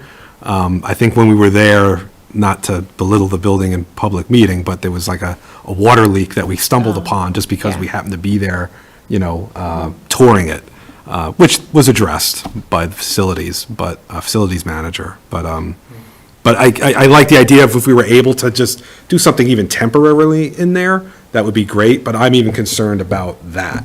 About like, how do you keep then people from, or kids wandering to other ends of the building, or trying to use an elevator that doesn't pass code and stuff like that. So that's, I love the enthusiasm to have something like that, but the sort of realities of it kind of in the back of my mind. again, I'm we like, need somebody with financial backing, Right, exactly. yeah.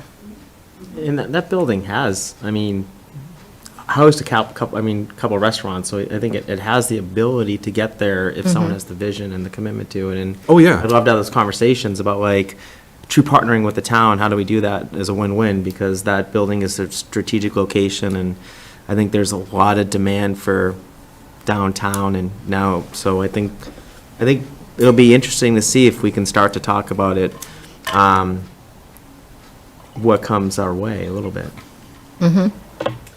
So I think there's consensus that rather than form a committee, we would like to test the market, kind of. Yep. Is that, am I I'd saying? say that's a fair statement. Fair Yeah. statement. Yes. Yay.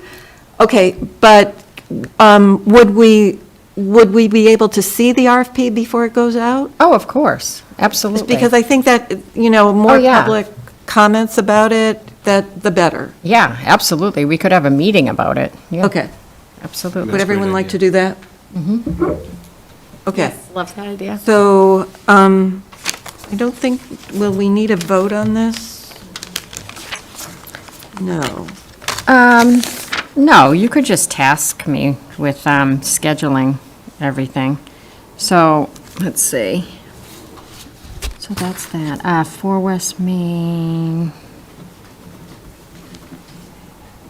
So that is one meeting. And can we focus on 4 West Main and not yet focus on the new fire station? Sure. Just so there's Yeah, I not, think that's okay, appropriate. yep.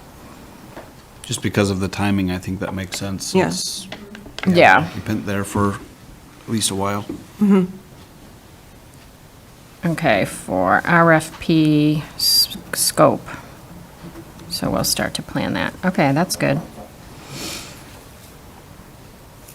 Okay. Are you all set? All set, yep. All right. Are we ready to move on? All right. Number 8, discussion regarding fall special town meeting. Yes, so the only possibilities, White Cliffs, of course, and possibly rezoning. That's what I have so far for a special. So, what, do we just want to keep this open on the calendar? Is that what you're Yeah, suggesting? let's keep it open. I didn't know, for instance, we could have possibly respondents from 4 West Main and then tackle that at the same time. So it's, I don't know also how quickly the respondents are going to want to move the White Cliffs. Yeah. So let's just see. It might have to get backed up a little bit to early fall or late summer, but yeah, I just wanted to make sure that we had our thoughts on a special town meeting. Okay. I just have one question. I know that in the past we had discussed moving the zoning articles to a fall meeting, so our town meeting warrant gets kind of long. It does. So Yeah. do we need to take any formal action for that to be an option or to look into? So right now, I think they cleared, those went through so quick and easy. I think they cleared up all of the pending zoning changes that we had.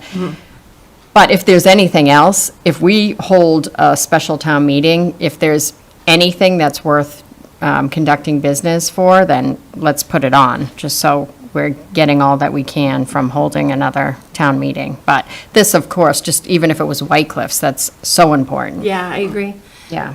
And your suggestion is a good one, but I think that maybe we'll discuss it more in depth when Yeah. we do the after action Oh, yeah.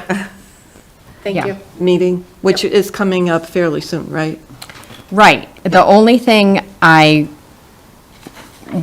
now I might possibly push that out, or if we get them in Nikki's Gardens and. Oh, right.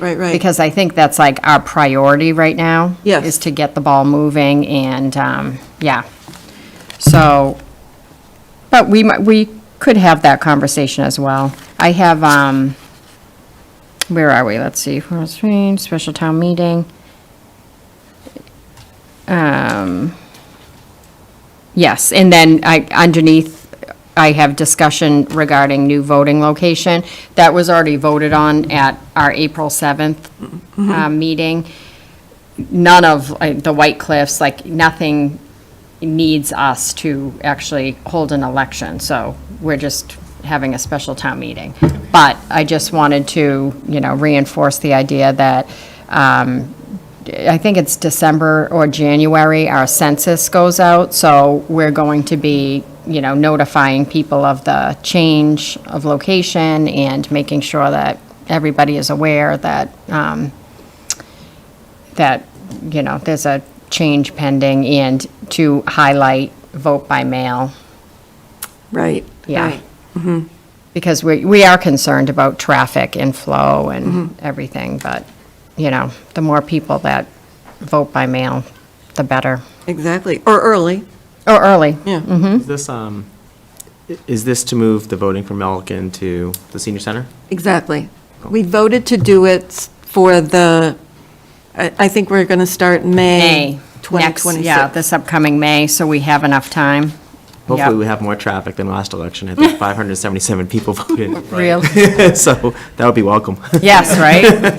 I Well, know. when we discuss the town meeting, I think we can also discuss how we advertise these things. Maybe we can do a better job of getting the word out about elections and meetings and things like that. Yeah, yep. Okay, so is that okay if we move to number 10? Are you okay? Yeah, with- absolutely. okay. All right, so number 10 is DPW update on schedule for yard waste drop-off, which would be brush, grass, leaves at the highway garage. Yes, so this started, so in 2019, they would have 3 dates in the spring and 3 dates in the fall. And then they ended up opening it up to, the hours that they were there and present. So to make it more open than just 3 days in the spring, 3 days in the fall, they can accommodate 8 to 12, Monday through Friday, 8 to 2, and Saturdays, 8 to noon. I'm confused by this one. I've lived in town since 2012, and I don't recall ever having or seeing any yard waste. Is this the DPW, we just drop your yard waste off? Right. I've never seen any restrictions, or it just, I mean, maybe I Well, wasn't paying close enough attention. that's the problem. So they didn't have a gate at that point. Yeah, I trespassed many times. Yeah. I didn't even know there were rules. Yeah, I think we all did. There's no You're all sign. hooligans. Yes, so that's the problem. There's many people dropping off, and it costs us a lot of money to there is a plan in the future to have our compost, a separate compost site, so we won't have to pay people to take it away. So that's what the director is trying to deal with right now, to have official hours, to have a gate, not only for brush. They have their generators there, they have outside equipment, there's been, policing issues, incidents have been reported, but it's just, I mean, for them being there every single day and having a lot of expensive equipment and having a lot of expensive dumpings outside of the hours that they're there, it's definitely more of a protective measure that we're taking for our assets. And it is open, I mean, every single day except Sunday. Sunday would probably be the busiest day, I think. I mean, just based on living next to it. I don't and know seeing if all the it's- cars. So that would entail them hiring, well, Well, I guess here's my point. Why are we doing this? Like, we've operated this town for so long, and I haven't seen in the police reports, in Northborough police reports, anything suggesting it. I was on the financial planning committee, I didn't see any stolen vehicles they need to be replaced. Like, why are we taking something away that the residents have enjoyed, and the flexibility in putting more bureaucratic measures on it? It just doesn't seem to make sense. so I guess if people want to start to pay for it, then that we could definitely look into it. What do you mean pay for it? To take away all of the compost waste, we have to pay a contractor to come in and remove it all. So, because we don't have an actual compost area, Right, so we right. have to get rid of it. We have plans to, so then we can be more lenient on it, because we'll actually be generating compost. But right now, we have to get it trucked away, so it costs us money. So they open, I mean, they are open every day except Sunday. It's, some towns are just once a month, so I don't think it's unreasonable. I think some people got used to just going there whenever they wanted, and that is nice. I just had to deal with it this weekend. I was like, what the heck do I do with this? So I shoved it in the woods, and I'm like, well, in my woods, but I can only do that so much, so it's like, yep, I have to truck it somewhere. So are you saying that by having these more restrictive hours, we'll receive less? Yes, yard because there's waste? been landscaping trucks coming in from other towns. It's random people. It's a dump site. Word We have gets, a comment from the audience, You want me to hop up there for us? if you'd like? Because we have been hearing from many residents, so. Susan Sartori, 465 Green Street. At one of our financial planning meetings, Scott actually told us that there's a great deal of abuse going on with commercial landscapers in the area, and there's no way to control it. So that's why there's the measures that are out there now. And was there a monetary number that he said it's costing us by? He never discussed with us Uh-huh. Yeah. about what it costs to take away all of it, but there's just no way to manage it any longer. They're coming at any time. That's why he's got the fence and everything else. Yes, I have neighbors and people that went at all times of the night and, maybe even in their pajamas to empty their stuff. Yeah. Times have changed. Well, you're really tired after you break that whole lawn. I know Scott previously, Might see I think, it. came before us maybe a few months ago and discussed this and went over some of the details, and kind of torn between maybe sort of the realities of it with the additional, I think the additional yard waste that's costing us money isn't coming from the residents, it's coming from contractors who are doing it when they're not supposed to. And DPW employees aren't going to, we're not tasking them to chase people off property, even if it's during hours. and he was even saying, I think people are coming like even during work hours. And so imagine off hours while it's open and dumping things at the dumpsters, mattresses and electronics and stuff like that. But to John's point, it is something that the people in town got used to.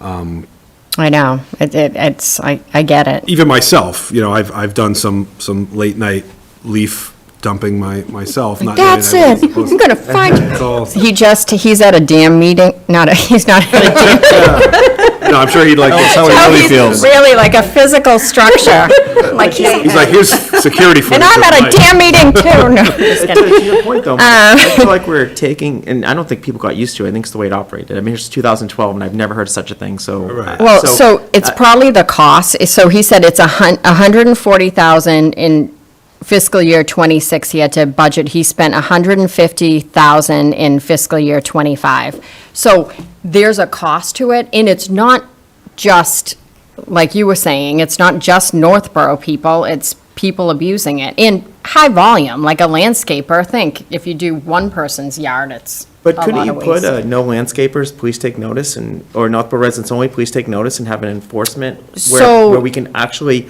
so I've seen a landscaper there before, and I said, what are you doing? You can't do it, it's residents only, and Me too, what I yeah. got from the landscaper was, I was told by a Northborough resident that I'm doing their yard waste to put it here. And I'm picking my battles, but I mean, at some point, if we enable clear communication that Northborough residents only, please take notice, no contractors, no landscapers, as opposed to putting, I didn't see maybe the fence was under 25 grand, I didn't see it it never came before us in the. I don't know in if the it's financial planning active committee. right now, is But- it? It's I don't being think so. built, for sure. But like, I don't know how it was budgeted or what the visibility was, but the idea that we're gonna have restricted access and not have access on Sunday is very insulting for a town that's taxes have gone up exponentially and getting less and less for our tax dollar. I am totally not comfortable with it. Okay, so what if they could switch Saturday, and I don't know if they can, because this is all his staff. And I don't think the answer is to have more, because we'll offset that with cost of employees to have to monitor this or do something with their maintenance of the fence. I'm not sure the math of the 150, what were the actuals of the past 5 years, that we looked at them. One of the things I personally struggle with, Scott, is when it comes to things before us, is there's no numbers. So I want numbers. I Oh, he wanna has numbers, yeah, I can get you Do we have the those. 5 years of what we've spent on the situation Yeah, we're because talking it's a about? contractor. Then Yep. let's look at that. Yeah, I can get that. Yeah. May I? I'm completely aloof of the problem because I just dump my own compost on my own property, and so I haven't been a hooligan like you all. I'm just kidding. But I do ask myself questions like, okay, so we're having a contractor take our leaves and mulch and other things the residents have been putting there. And I'm just thinking, I'm pretty sure we're buying dump trucks for DPW every year. Why do we have to use a contractor to haul our own stuff somewhere else? We have dump trucks who can do that. We have equipment that can put it in the dump trucks, and we have staff who can drive the dump trucks. So why are we paying a contractor? That's just, maybe there's an easy answer to that, but those are the Yeah, kinds of it's questions I ask. regarded as, I think it's regarded as a hazardous waste. I wish he was here right now. Maybe there is an easy answer, but That, yeah, it has to be, like, they have to separate it in different ways. Yeah, hire someone who's qualified to deal in hazardous waste and pay less than 150, I'm just saying, we have the equipment, why are we paying a contractor to use their equipment when we're buying brand-new equipment every year? Anyway, Okay. I understand the point about the bigger picture of maybe eventually we'll have another place within our properties to do this. I have some ideas, but that's not the topic for this conversation. And maybe that will moot the problem or lessen it, but that's obviously not before us right now. And to Mr. Ray's point, yeah, there's probably going to be, I won't be one of them, but there'll be definitely some upset residents when they come up to this gate and say, wait a second. Laura? Yeah. Oh, sorry, you were saying the same thing? Yes.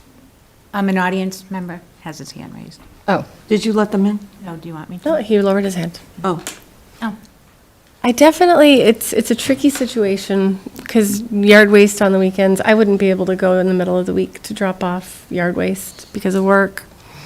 but I think that there's a lot of confusion around what's going on for the residents that are trying to plan. And I don't know what the right solution is. I mean, I understand where the challenge that Scott's trying to solve it, and I appreciate his desire to save money, but at what expense? This is a tricky one, so. He said it takes them a week with 3 or 4 trailer dumps to get rid of the brush. The contractor or Scott? Contractor. And is that like an all-inclusive hauling? He's going to disposal? zoom in. Okay. Does he have the Zoom info? We can see once he gets on the link for the meeting, we'll be able to see him jump on. Okay. It's easier than me being messenger.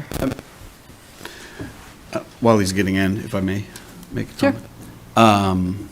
I don't know that this is the right kind of solution, but in the absence of a better one, I'm just thinking, we all pay the town our excise taxes for our vehicle. I'm sure the town could compile a list of license plate numbers for all of the town excise taxed vehicles, and I'm sure we have the capability of putting a camera and seeing what license plate numbers go in there, and we could pass a bylaw that says it is a finable offense to go do this if you're not a resident, and all the people who go in there who aren't a resident get a nice fine in the mail. I mean, I don't want to create more things like that, but you know. Well, yeah, a lot of towns do sell stickers, but then again, that's costing taxpayers too, so. Yeah, well, anyway. And you'd still have to enforce it. Yeah, That's right. where the issues come. And so is Scott proposing to bring down his 26 budget or next year's budget by 150 grand for this? I'd expect to see $150,000. Oh, you're savings in saying budget. if he creates If he were to the go- compost area? Let's say we were to do a version of what we're talking about today, Yep, then Scott would reduce his budget by $150,000 for next year. No additional cost, 150 net. Is that the proposal? if we have an area that's, right, that we compost on our own. Is that Whatever what you're this talking about? gate decision is. Yes. Well, the gate doesn't eliminate the contractor doing some of this work. It would just lower the cost, Yeah, what we're paying the Yeah. contractor. let's just let him talk, because I'm just making up stories right now. I'm like, sure, that sounds super. Yeah, we can do that. And then I'll be like, what are you talking about? How much I'd also like to know how much the gate cost and what the maintenance is and what any additional resources we need The from any gate. DPW. The fence and. Yeah, the fence. gate was, wasn't that on? Oh, God. I thought I saw them ask for approval here previously with ARPA money, and it was Yeah. not approved for ARPA money anyway. 100,000 was the number I saw at that proposal. Is it? For the gate? Okay, thanks. I'm just saying what I saw as a proposal. Yeah, in no, that's one of these helpful. I meetings. didn't see that, it's helpful. Remember, I know that he talked about the cost of it, I can't find it.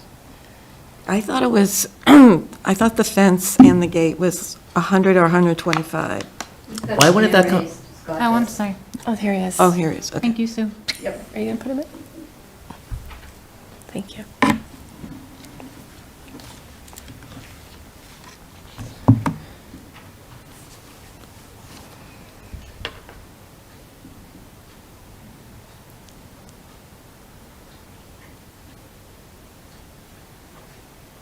Hi, Scott. Hello. So I don't know if you've been listening, but yard waste, people are very passionate about our ability to use the highway garage to bring our yard waste. So, Madam Chair, I have not been listening. I just got back from a Conservation Commission hearing in Boylston, so I just got a text message indicating this was the topic, so I can answer any questions you'd like. I think a couple questions maybe to lead off. How much was the gate? How much is that gate? I'd have to look in the files. I want to say it's in the $70,000 range. And I guess maybe a technical, why wasn't that brought before Financial Planning Committee if it's over $25,000 and has a useful life? It's on the capital plan or was on the capital plan for next year for $150,000. We were able to utilize operating budget over a 2-year period to secure the electrician and gate contractor services. But wouldn't that meet the requirement of 20, even if it's spread over 2 years, wouldn't it meet the requirement to come before the financial planning committee at that point? We go to the Financial Planning Committee for capital improvement projects being funded through either free cash, borrowing, not out of our operating budget. That would be appropriations. Okay, I was under the impression that if it's $25,000 or more and had a useful life, that it should make its way to the financial planning committee. I'm not that integrally knowledgeable about our financial policies. I do know the capital plan is for items that are over $25,000 and are not funded through the operating budget. And then I guess the other question is, what is the total cost to spend and need to spend to complete, and the cost to operate it every year when it comes with personnel or any maintenance or any licenses or anything we need to do to manage an electronic gate or however the gate's structured? I don't have the exact dollar figure for the installation. I just indicated I'm guessing it's about $70,000 between the electrical and the fencing contractor. The cost to operate it, I mean, it's a keypad. You plug in your code and the gate opens. Okay. There's really no cost associated with that outside of a small electrical service. And maintenance, we have our overhead garage doors maintained every year. They're evaluated and repaired as needed every year. Garage doors are pretty expensive. I don't have my operating budget with me. I think we carry $5,000 a year in the operating budget for door maintenance. Scott, could you just give a brief overview of the operation for the brush and what happens and the process of hauling it, et cetera? Certainly. So before COVID, when I came on board, the town had leaves and grass clippings available 24/7, 7 days a week, and brush was accepted 3 or 4 Saturday mornings in the spring and 3 or 4 Saturday mornings in the fall only.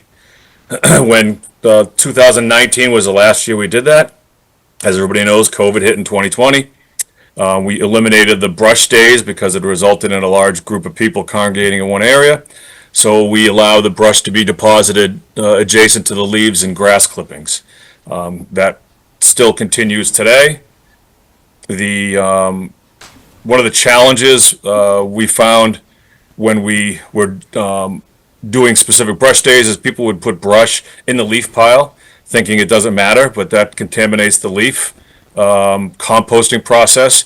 So we had to end up having manual labor removing the brush from the leaf pile. This is back in 16, 17, 18.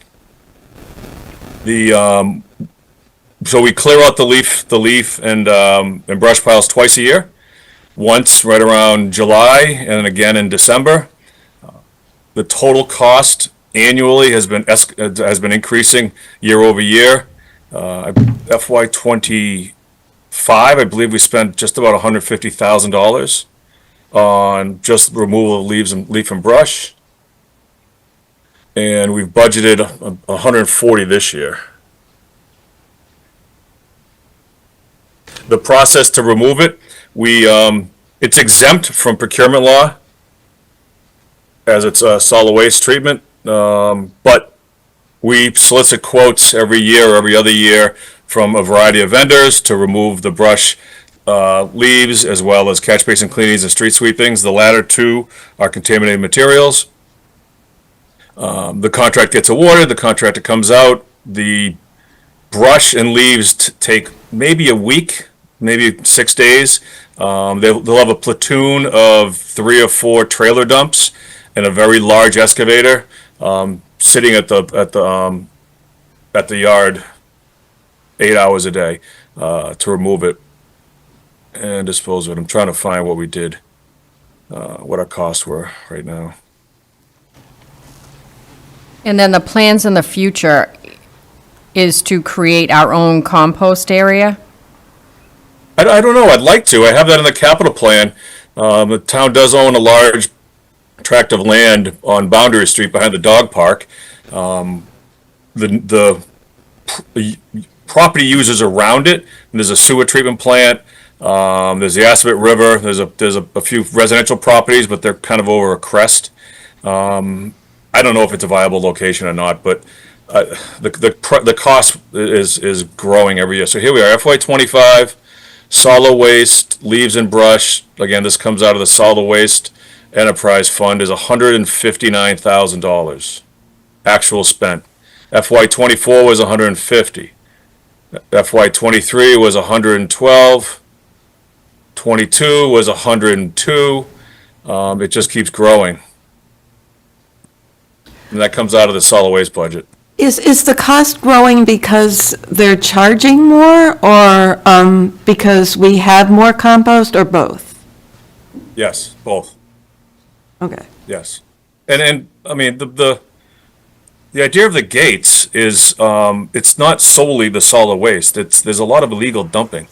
Monday morning, last Monday morning, we came to work and first thing, and there was a mattress and a box spring in a metal dumpster. That contaminates the load. If we didn't see it, that load would have been contaminated, and we'd have to pay for its removal as opposed to getting it removed for free, which our solid waste vendor provides in exchange for this scrap metal. I provided a photograph a week and a half ago, showed the roll-off dumpster with a pool sand filter in it, some broken furniture. A couple days ago, there was a propane tank left back there. There was an old metal diamond plate toolbox from a pickup truck that was left back there. In addition, we have about $800,000 worth of equipment stored outdoors with no security. So the gates are needed for a variety of reasons. So if we were to create our own compost area somewhere, I'm sure there would still be costs, but how much do you think, we would be able to decrease what we're paying now? I don't know. I mean, I don't know what the operating cost is. The money in the capital plan is just to do a feasibility, to determine, one, is the site viable? Two, does it make financial sense? And three, what is the process to go through when it comes to permitting and land clearing to create a compost yard? Would having this gate and having it closed at off hours help us with any type of insurance costs on any of our equipment that's stored there, or anything revolving around the DPW yard? That's a good question. I don't know. I don't have an answer to that. Okay, I didn't know if that was somewhere considered or in a line item somewhere. Now it is. It's pretty unique to have a DPW yard wide open all day and all night. That's somewhat of a unique. Yeah, that was going to be my other question. Are there other towns that have followed suit to seal and secure their yards because of illegal dumping and equipment? Bolden is locked. I don't know of any that are not locked. I live in Grafton. Grafton is locked. The old Grafton garage was locked.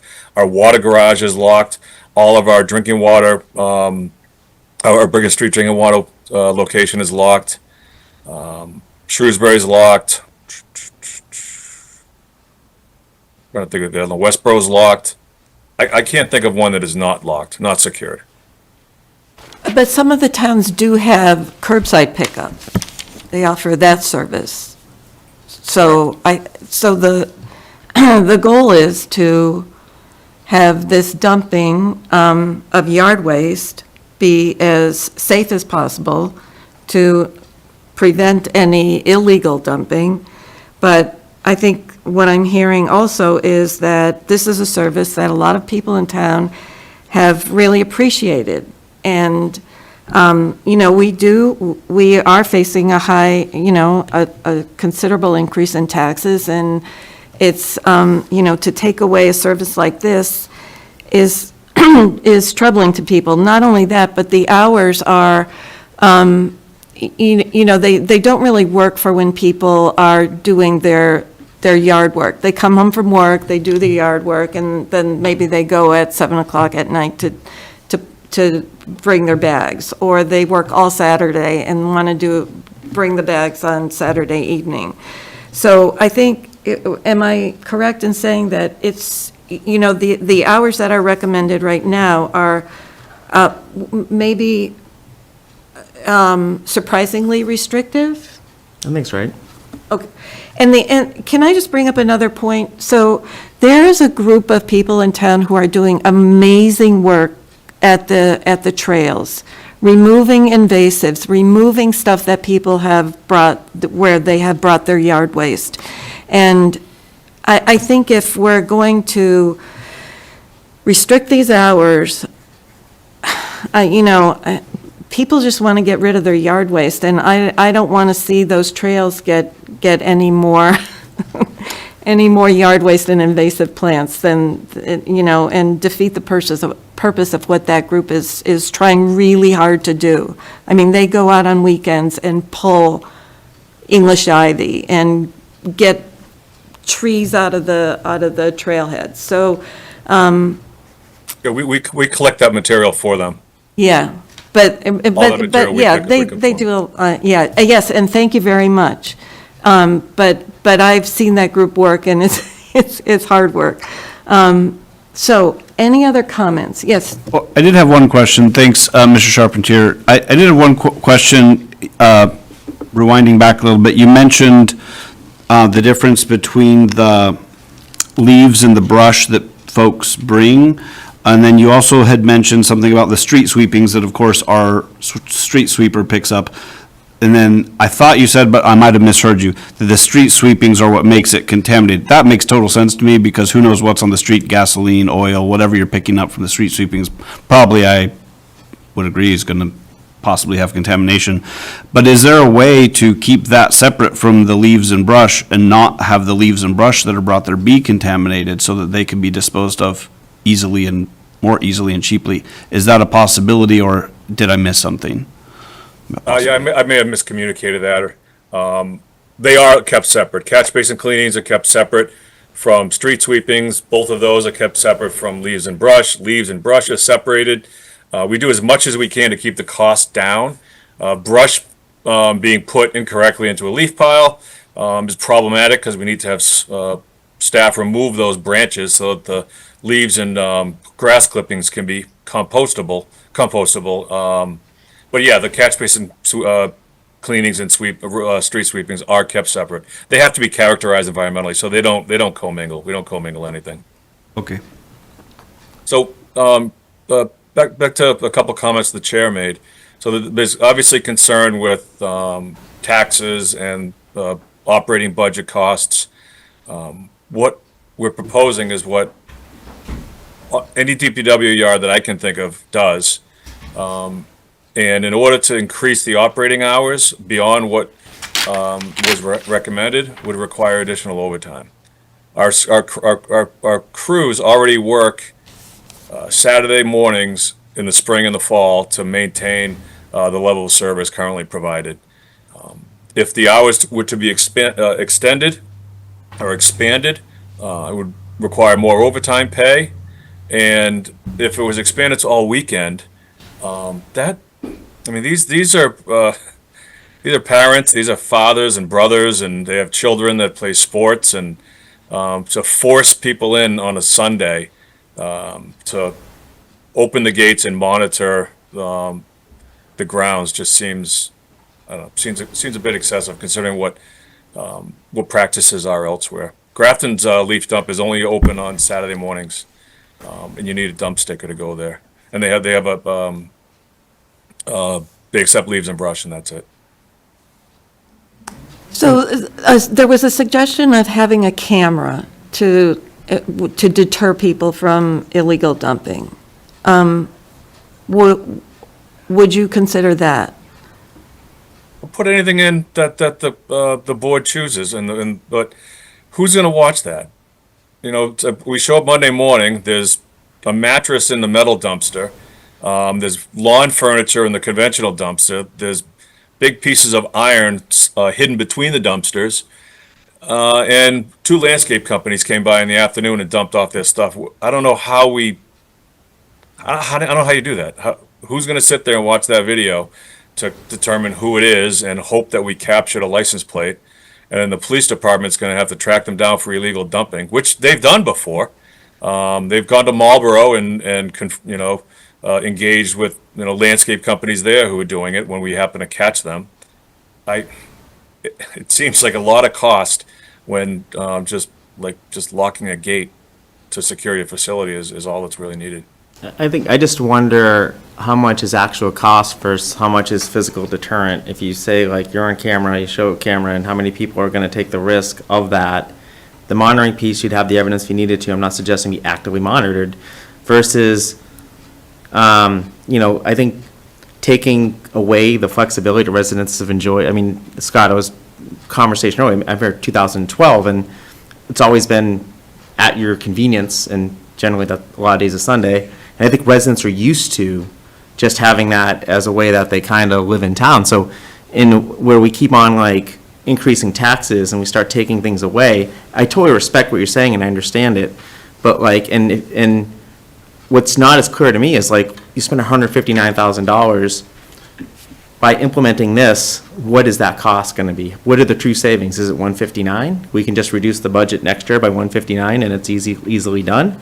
Or is it a number that's closer to somewhere between 0 and 159? So like even the true cost of what this can save the town is not really clear to me.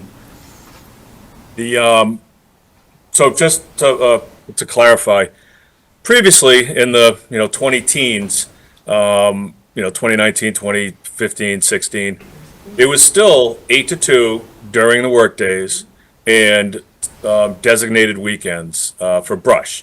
Leaves were available on the weekend, but it wasn't advertised. The flyer that went out was always the same, 8 to 2, Monday through Friday, these specific Saturdays for brush. So that the after-hour use, while it has always occurred, wasn't encouraged or wasn't part of the operating procedures.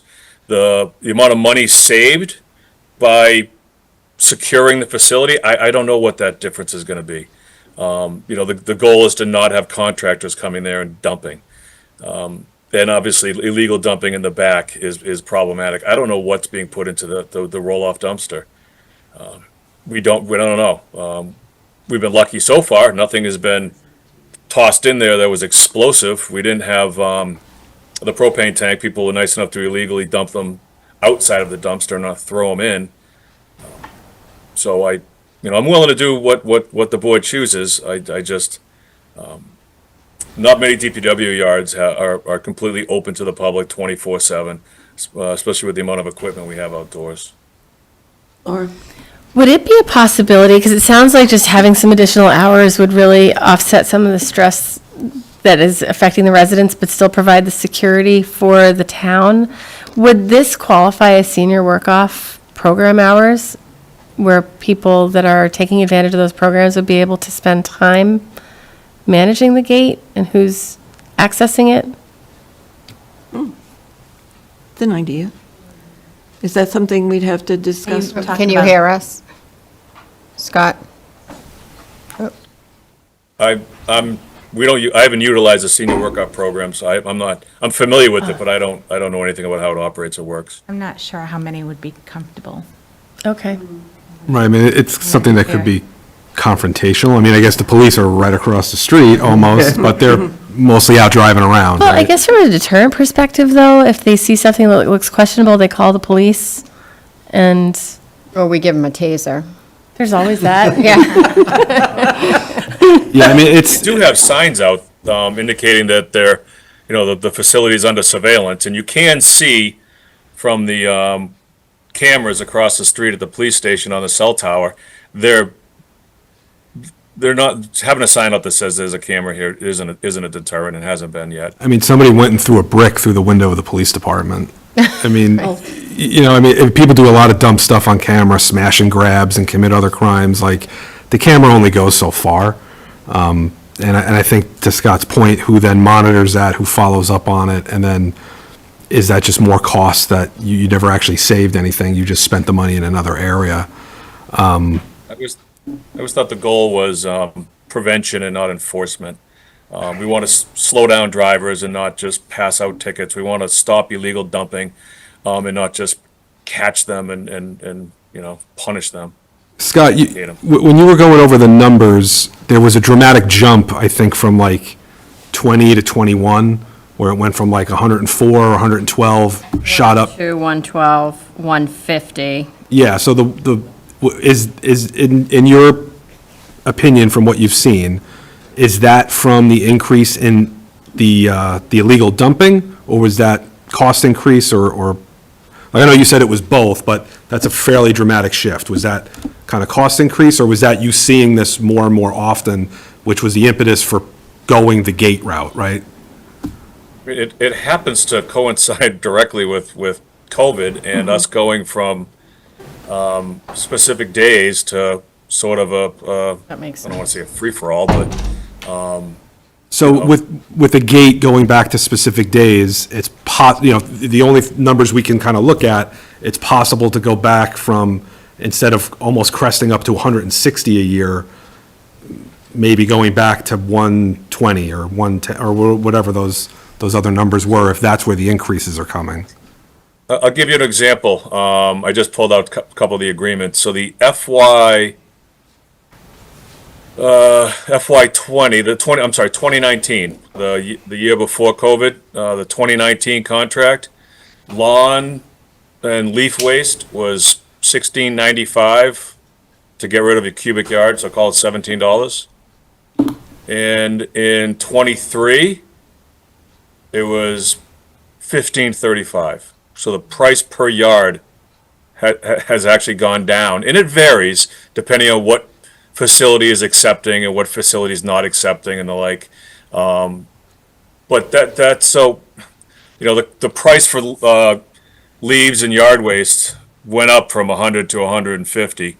But the cost per cubic yard to dispose of it went down a little bit. Right, so I know that kind of is a fairly strong selling point for securing the yard on top of the other illegal dumping, on top of all the expensive equipment there that's sitting out in the open.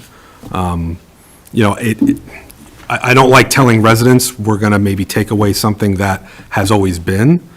But to that point, we are going to have to tighten budgets. We are going to have to maybe, the most preferred thing, if we could afford it, would be to have leaf pickup, to send those trucks with the, giant leaf suckers around and suck them up and get rid of them, but that would be cost prohibitive. We can't we can't bring that to town meeting and increase those costs. It's again a tough call. That's why we're sitting here. So I would lean towards implementing what the department head thinks is the best course of action to go forward.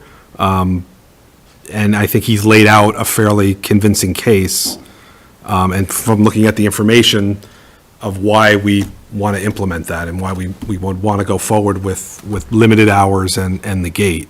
It looks like it would cut down on costs because it's going to cut down on the illegal dumping and the contractors coming in dumping yard waste with just a closed gate. And there's no other way to keep them out other than physically keeping them out. Right? It does take away something people got used to, but this may not be the only thing we may have to pull back on that people have been used to if we want to be realistic with our budgets and avoid an override and try not to increase taxes another 10%. So I don't know how much of there was no motion written for this, and it was DPW update on it, so I don't know if the plan was to implement this when the gate is fully up and operational, but we can take a vote to not do that, or what we were looking for from the board tonight. I think it was just the discussion of hours, with the knowledge that, the gate would be active soon. Scott, has there been any desire from other towns to regionalize a compost area? For instance, Wachusett region does that. And I haven't reached out to any of our peer communities. I know it is a problem with many of them. Grafton excluded, they have a waste disposal site. I did look at the Wachusett one. We're not eligible to participate in that one. If the funds are approved for an evaluation of the Boundary Street property, and it's deemed to be viable, at that point, we could engage some of our peers and see if there's interest. I mean, everybody sees the Auburn yard when you're driving down the pike. The amount of leaves and brush they have there is obnoxious. It takes up their entire yard, and their yard is gated. So I mean, there's a lot of other communities that are struggling with this. Jacob. Sorry to The believe. schedule going forward, though, so the contractor, the work is not complete. There's at least 2 more weeks of electrical work to make the connections and cut in the loops. There's some paving work to be done once they're all done, and then some bollards to install. So the gates are a solid month plus out from being operational, and before they would go operational, I would come before the board to discuss it, determine what the board's desires are, put the message boards out, put some, a town news out, and certainly publicize the fact that we're going to be locking the facility, which I'm guessing is going to result in our dumpster being filled. Get there while you can. I don't mean to Right. belabor the point. This is actually just a question because I'm trying to see how this works out. I can see, as it's been expressed, some frustration from a lot of folks who weren't illegal, didn't consider themselves to be illegal dumping, who just said, look, because of my work schedule or kids' schedule, I can't do it during these hours, so I was doing it on Sundays, and now I can't do it on Sundays, so now what do I do? Let's say hypothetically, and I bet that's a lot of people, and they're probably gonna be pretty unhappy, and so what we're saying is we're saving some money, maybe, but for the trade-off being, all these people now have to individually figure out what to do with their yard waste. So let's say hypothetically a solution pops up where a friend of the neighborhood says, hey, all you friends of my neighborhood who can't take it at the time that you can take it, I have a big truck or a trailer or something, and I can pick up all your yard waste and take it to the approved time period. And so then you've got this neighbor who's been a friendly neighbor to all their neighbors and comes to the yard, and maybe it looks like a commercial vehicle, maybe it is a commercial vehicle, maybe it's a commercial trailer that he's using to offer to all of his friends, and he shows up to help all of his neighbors, because they can't do it anymore, and he brings all the stuff during the hours, looking like a commercial vehicle, and he comes to offer it to dump. Is that load going to be rejected? No, I've been in that circumstance several times. Okay. I'll be driving through the yard, I'll see a large truck pull up with a trailer full of stuff, far more than what I would expect from a single yard. I asked the gentleman, where are you coming from? You a contractor? No, I'm working at my mother's house. What's your mother's address? And her name? Okay, yep, she's a resident, that's fine. You live in town? Yes, I do. Okay, so your license, you're good. Dump. One of the bigger problems are contractors who come in Northborough to do cleanups, and then they see the yard and say, well, this is where I can dump. And that's happened several times. Far more often do I encounter a contractor who it's dumping there, thinking they're allowed to because the debris came from Northborough. Oh, my customer's in Northborough. I can dump it here. No, you can't. This is for the residents, not for businesses driving around cleaning yards. So I talk to people when I see them, and they appear like they're doing more than what a general yard cleanup would be. And often it's what you described. It's a nice guy in the neighborhood cleaning some stuff up for family and friends, and they live in town, so you can use it. Scott, what were the proposed hours again? 8 to 2, Monday to Friday, and then what was Saturday? Saturday was 8 to noon. And then you had mentioned that Saturday staffed spring and fall. What about, so in the summer, is that incremental cost to do 8 to noon in the summer, or is there already people working on Saturdays? So the staff doesn't work on Saturdays in the summer. We give them all Saturday overtimes are optional.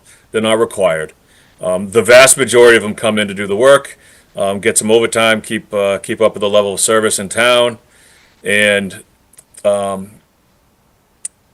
so Sundays I really don't want to force guys in on Sundays, and I like to have them have at least a couple months. No, of I guess summer. my question's more specific than that. It's, in the summer, it's not staffed. 8 to 12, we're now going to staff this in the summer because those are the hours in which the DPW will be open? Yes. Yep. Yeah. 8 to 2 every workday, but in the summertime, middle June until right after Labor Day, we don't operate overtime on Saturdays. We have one gentleman who comes in, one employee who comes in and empties the trash at the parks on Saturdays, that's it. So we could have him open it, but again, the trash duties is 2 hours, not 4 hours. And often they'll come in Saturday night or late evening, late afternoon to pick up the trash, so it's emptied after this, the youth sports events on Saturdays, and it's empty and available for Sunday. That's generally when trash is done. So you do anticipate incremental overtime in order to have Saturday hours in the summer? Yes. Mike, I'm just not as compelled as you are in this, like the data is not there to tell me 159 goes to what. Now, your other comments I do appreciate, which is, we haven't had any of these vehicles stolen yet, to my knowledge, and I share all the concerns that were discussed, but it seems like we're using kind of a hard instrument here to for something that isn't clear on the cost side. Well, I mean, I guess how do you kind of don't know until you implement it, right? I mean, all we can kind of see is the progression of the costs and a huge jump in the costs, even though the cost per yard went down. So, and since COVID, the Scott has seen an increase in contractor vehicles, an increase in illegal use of the illegal dumping in the dumpsters, which we're not even, Scott, is additional cost for the dumpsters, is that included in those 100,000 plus amounts that you had listed out, or that was just yard waste? That's just yard waste. No, the dumpsters, they fill up fast, and it's clearly people throwing away bulk items they don't want. Pillows, mattresses. Mattresses are the worst because they're very expensive to get rid of. One of my concerns is that the more controls we have on materials, for example, fluorescent light bulbs, they're harder and harder to get rid of. Last thing I want to do is have somebody dumping, hazardous material in that roll-off dumpster. We don't know about it, and we get fined or charged with an illegal load. Regarding the equipment, no, we haven't had any large pieces of rolling stock stolen or vandalized. Whether we get cones taken and barrels taken, I don't know. We have so many of them there. I'm guessing a few of those disappear so people can, put them at the end of their driveways when their kids are playing. But we don't keep a direct count of every cone and barrel we have.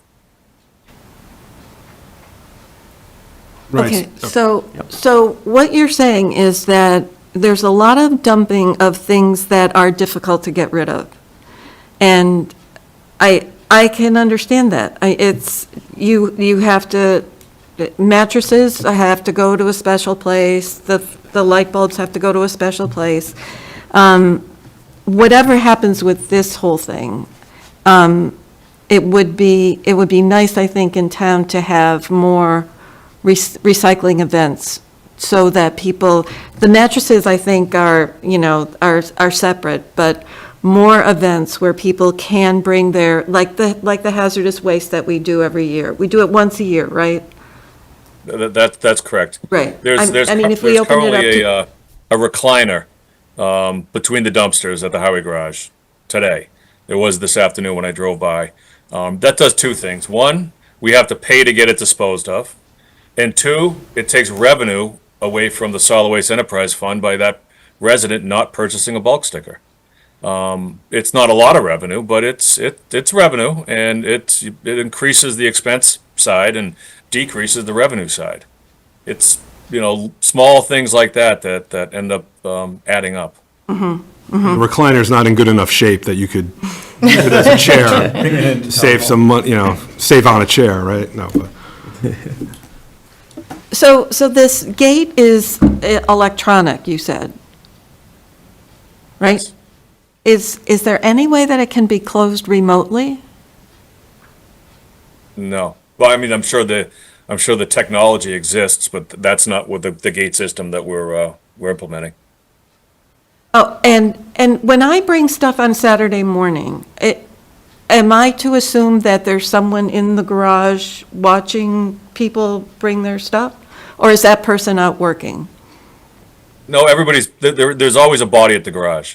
They're not sitting in that recliner watching everybody dump stuff, but they're running around doing their thing, and anytime you see somebody out there, you take a quick look. The garage being open and operational is quite a bit of a deterrent from illegal dumping. Generally, the contractors that I've caught there are smaller, maybe I caught a couple of them from Marlboro last year. Just pickup truck, a couple guys with matching T-shirts and their landscaping equipment. And one of them actually last year was had illegal plates on his truck. It was unregistered. He was uninsured. He was just kind of a gypsy landscaper. So, I guess we have to determine what our role is here. This was supposed to be an update on the hours. We've heard a lot of questions and some real concerns about limiting this service to the residents. I would like to get more information about what you said. Can it be something that would qualify for senior work-off? It's if somebody, if they had, some kind of quick communication to the police department or something, if they felt uneasy. But I think, someone sitting there it could be a possible solution. I'm not sure. But I think is it reasonable to find out that information? And is it reasonable to ask you to think about extending hours at all? Because even the 8 to 2 during the week, I come home from work, 5 o'clock, I do a little work, I want to bring my stuff at 6 o'clock. Could you go back and maybe also get some, look at the numbers a little bit? Is the cost primarily the contractors that are charging us more? Is it more quantity? Would we all like more information, or are we? So if we were to open up the operations so the 8 to 2 is for a reason. We operate 7 to 3:30. Between 7 and 7:30, there's a lot of equipment running around. That's not an appropriate time for residents to be. Often they'll park in the paved area because it's a bit muddy back in the leaf deposit area. We're pushing the leaf pile up with our loader and our brush pile up almost every day. We need to have an opportunity to do that. Same thing at the end of the day. Our day ends at 3:30. Generally by 3 o'clock, the equipment's starting to come back and getting cleaned and put away.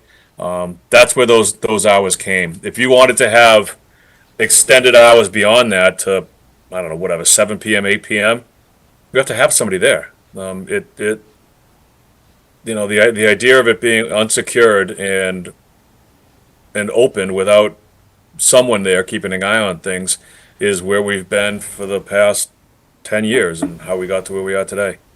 And do you find that the illegal dumping is happening even during the day, or is it mostly at night?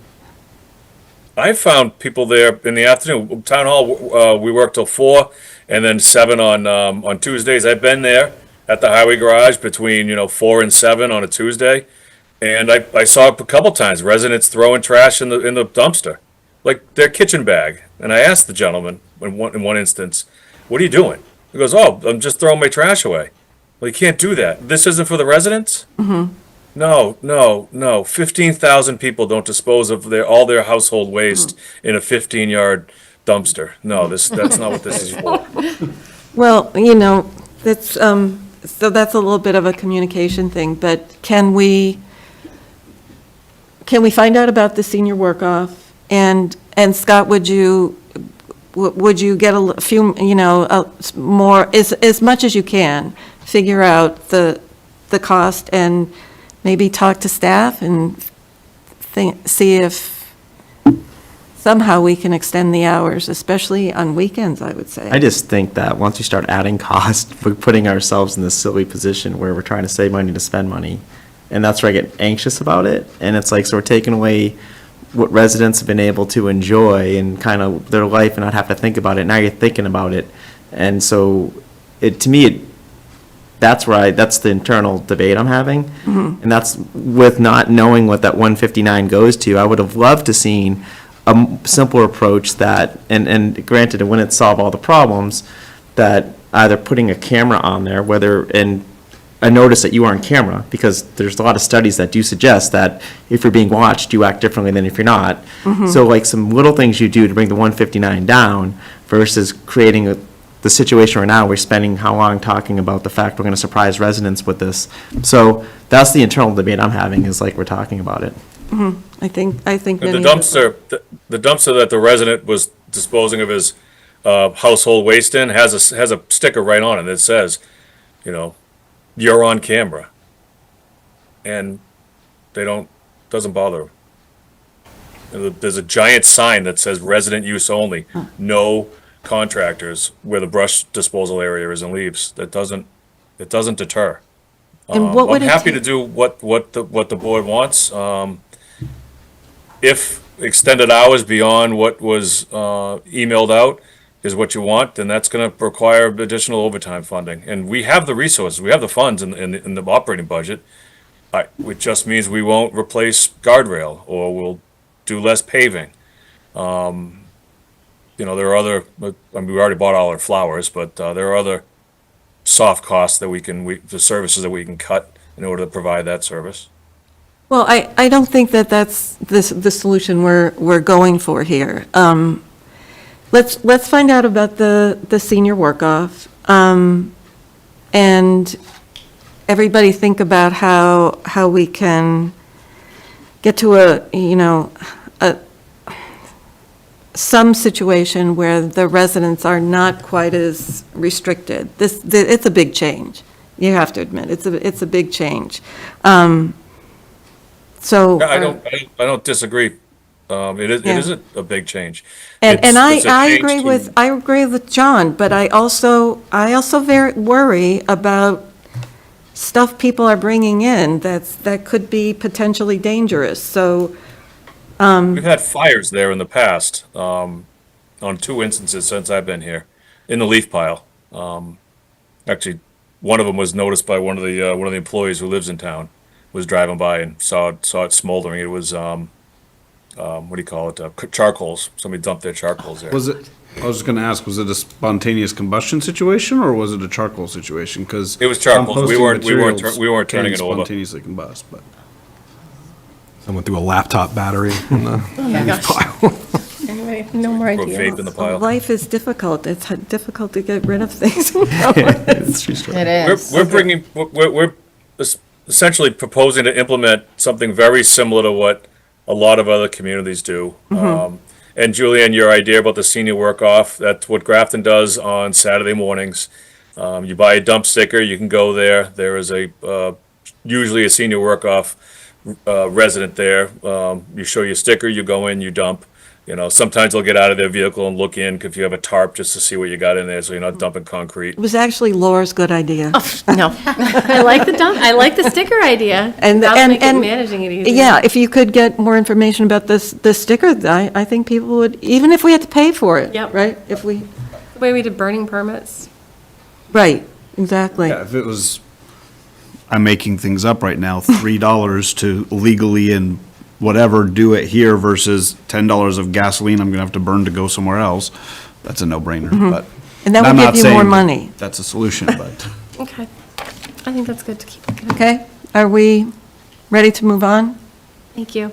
Thank you. Thank you very much. Thanks. Yep, Thanks, Scott. thank you. Happy to help. Definitely.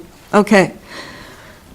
All right, so now we are vote to appoint a select board member to serve on the fire station building committee. So with Mitch gone, he was our representative there. First, I should ask if anyone would like to. I would like, Madam Chair, to take Mitch's place, or to be the select board member on however that works out, to the fire station building committee. And you're on the school committee too, that's a lot? Yeah, right, I'm also on the Peasley committee. the Peasley Committee would be probably more time commitments, especially right now. With my understanding with the Fire Station Building Committee, right, they continue to meet and continue to make sure the process moves along and the project gets done. I'm okay taking on both of those responsibilities as, trying to manage that with my clerking responsibilities now, but. You'd be surprised. Okay, any other offers? I moved the board to appoint Jacob Jones to serve as the board's liaison to the Fire Station Building Committee. I'll second that. And I know he's participated in a lot of those meetings over the course of the last couple of years. So, I think we should talk about your personal goals for wanting to be on or being nominated for the committee. Do you want to go first, Mike, and talk about? Sure. I have been, intimately involved in the fire station process, since deciding to, before running for select board and then running for the select board. I've sat here for a year getting updates and figuring out what was going on and watching meetings. I want to see that project, completed on time, completed as best within budget as possible. I would like to be involved in the building committee as, kind of seeing it now, obviously coming in at a different point than, say, Peasley. Peasley is still kind of ramping up where the fire station committee, a lot of the heavy lift necessarily has kind of been completed. I would like to get that experience on that end of the fire station committee, which I think would be helpful for me to also be on Peasley, apply what I'm learning in that part of the process and applying that to Peasley. As a member who's been here for a year on the board, I think I have some level of seniority to make that ask to be appointed to it. And I think, it's not a matter of, I think also know the people who are on that committee now, and everyone involved with it, that I would be able to I think, hit the ground fairly quickly and be a productive member of that board or committee. Thank you. Jacob? I appreciate the nomination, just so it's clear, I wasn't jumping up and down for that. I've been watching their meetings, attending some of them, commenting at some of them. I do have a lot of concerns. There's a lot to do left, whether it's Mr. Tejan or me. Ultimately, I maybe care less about than I care about what I'm about to say, as far as which of us hopefully can see to this, is there isn't a lot of pushback from anyone on the committee, and I will give actually former Chair Cohen some credit for this most recent meeting that I was watching, that he did push back with the OPM with respect to some changes in fees to the OPM that, from my reading of what was being said in the meeting, the OPM knew was going to be needed, and it wasn't necessarily made open to the town meeting that the OPM knew that their charges were going to be higher than they stated. And kudos to Mr. Cohen, he called them out on that and said, as a matter of principle, and I'm not quoting him, but generally said as a matter of principle, that's not okay. And I 100% am on that boat. That's not okay. That said, it was sort of a comment, and then, but we all are fine with you doing it anyway. The sentiment that I got watching the meetings since the special town meeting, well, actually, even more recent, the one since the bid's been issued, is, well, the difference between the amount of the general contractor bid and everything baked in and the amount that was approved at ATM, special ATM, I guess special TM, special town meeting, the amount we approved, there's like a $7 million gap there. And it seems to me that everyone involved in that project architecture OPM wise, and I'm sure everyone else downstream,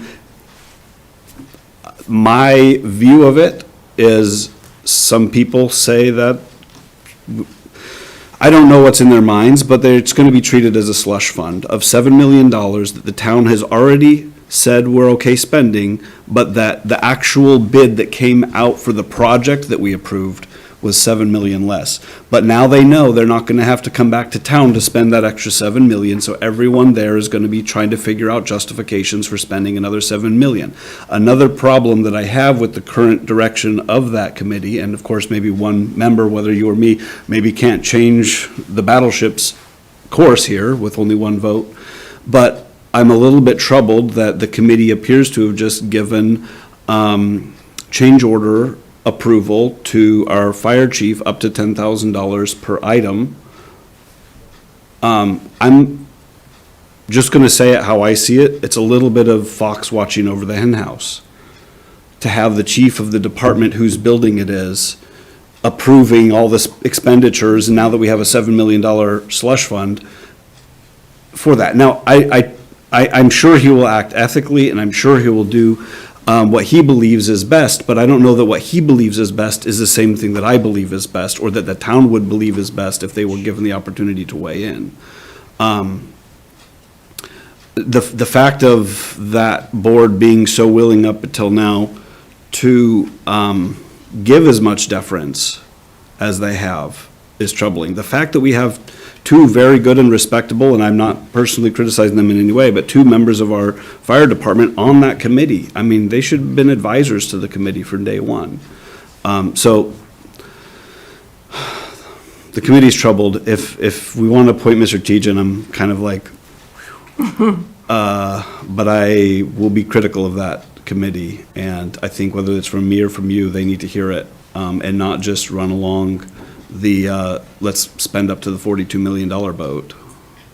Right, I mean, So, anyway. yeah, I mean, I don't know if the idea is, oh goody, now we have $7 million to play with. And some of the criticisms that you lay out, you could say the same thing about the Peasley Building Committee with members of the school committee on that. You know, is that a conflict of interest? You could say the same thing. Not to, you know, I don't have to defend Chief Parenti. He does a good job of doing that himself. But a fire chief or a firefighter probably has a good idea of what they need in a firehouse. So I think some deference to the department head of a building that's getting built is appropriate. Rubber stamp, no, but I think that would be appropriate. I would also be sort of worried about the optics of, frankly, Jacob, somebody who's been openly critical of the fire station, being appointed by this board to that committee. If Laura or someone else wants to be on the fire station committee, and Jacob and I can stand down, I could certainly support that if you were interested in doing it. But I think that could be a concern as well, about how it looks like as if the appointed member is now kind of, as you said, coming for the fire station project, where it's now in its process. Being discerning and being critical, absolutely, I think we can both do that. Just for what it's worth, I think, but obviously I think between the two of us, I would rather be on the committee.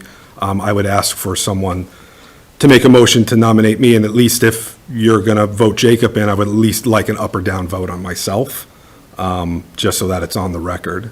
But, you know, I don't like being in a position to have us both arguing sort of against each other. I'm not trying to cause friction or division on the board on our first meeting. For the record, I don't think you are. I mean, I don't view this as anything but a good discussion. Like, I value the constructive tension that Jacob could bring. I value you in other ways.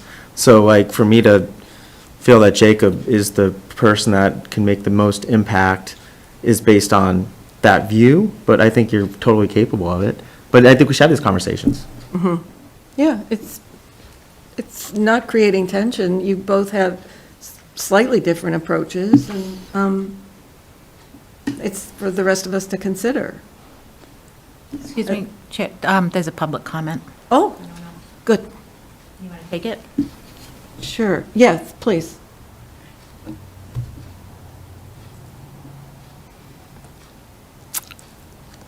Good evening, Mitch. Hi there. Mitch Cohen, longtime listener, first-time caller. Could you state your name and address, The Fire please? Station Building Committee. I'm not going to try to, make a suggestion as to who should represent the board. I appreciate that the board has interest in the project. This is really a construction maintenance phase. There's not a lot of big decisions left to be made, but it's certainly helpful to have a board member involved. From a technical point of view, staff makes the appointments to building committees by town charter, or the town administrator makes those appointments to the, by town charter, and then the select board then endorses that. So procedurally, I don't think the board should really entertain votes as to who to appoint. Staff makes that decision, and then you can decide whether or not to endorse that. Just a couple of things on general comments that were made. The Fire Station Building Committee put the $6.5 million bid savings not into contingency, which would then be available to the project, but into a bid savings line item. It has to be somewhere within the budget. That's what was appropriated by town meeting. That's how we accounted for it. I would be truly shocked if we ever dipped into that. My expectation, and I think that of the entire committee, is that we will end the project with a significant amount of money in our contingency line items, and certainly not touch that bid savings line items. If the board is concerned about that, Steph, as sort of manager of the project, has the ability to direct us to not touch that without her approval, for example. So that's, that's an avenue you could take if you wanted to, or Steph could take if she wants to. Also, on the question of staff being appointed to the committee, this was something that the select board did discuss after these appointments. This was, by our accounting of the members who were on the committee at that time, the last time that we would appoint staff members as voting members on a building committee. We did that because that's who the former town administrator appointed. We had to get it going, and that's sort of the position that we were in. But you will notice that for the Peaslee Building Committee, we actually had a discussion about that, and there were no staff members appointed as voting members to the Peaslee Building Committee. So I think that's, I would recommend that be a process that would be continued for future building committees. This is who we've got on the building committee now, and that's not to disparage, any of the members. I just think it is a good practice to have them be separate. But as the main reason that I wanted to make mention is technically processes. Steph has to do the appointment, and then the board can weigh in afterwards. Thank you.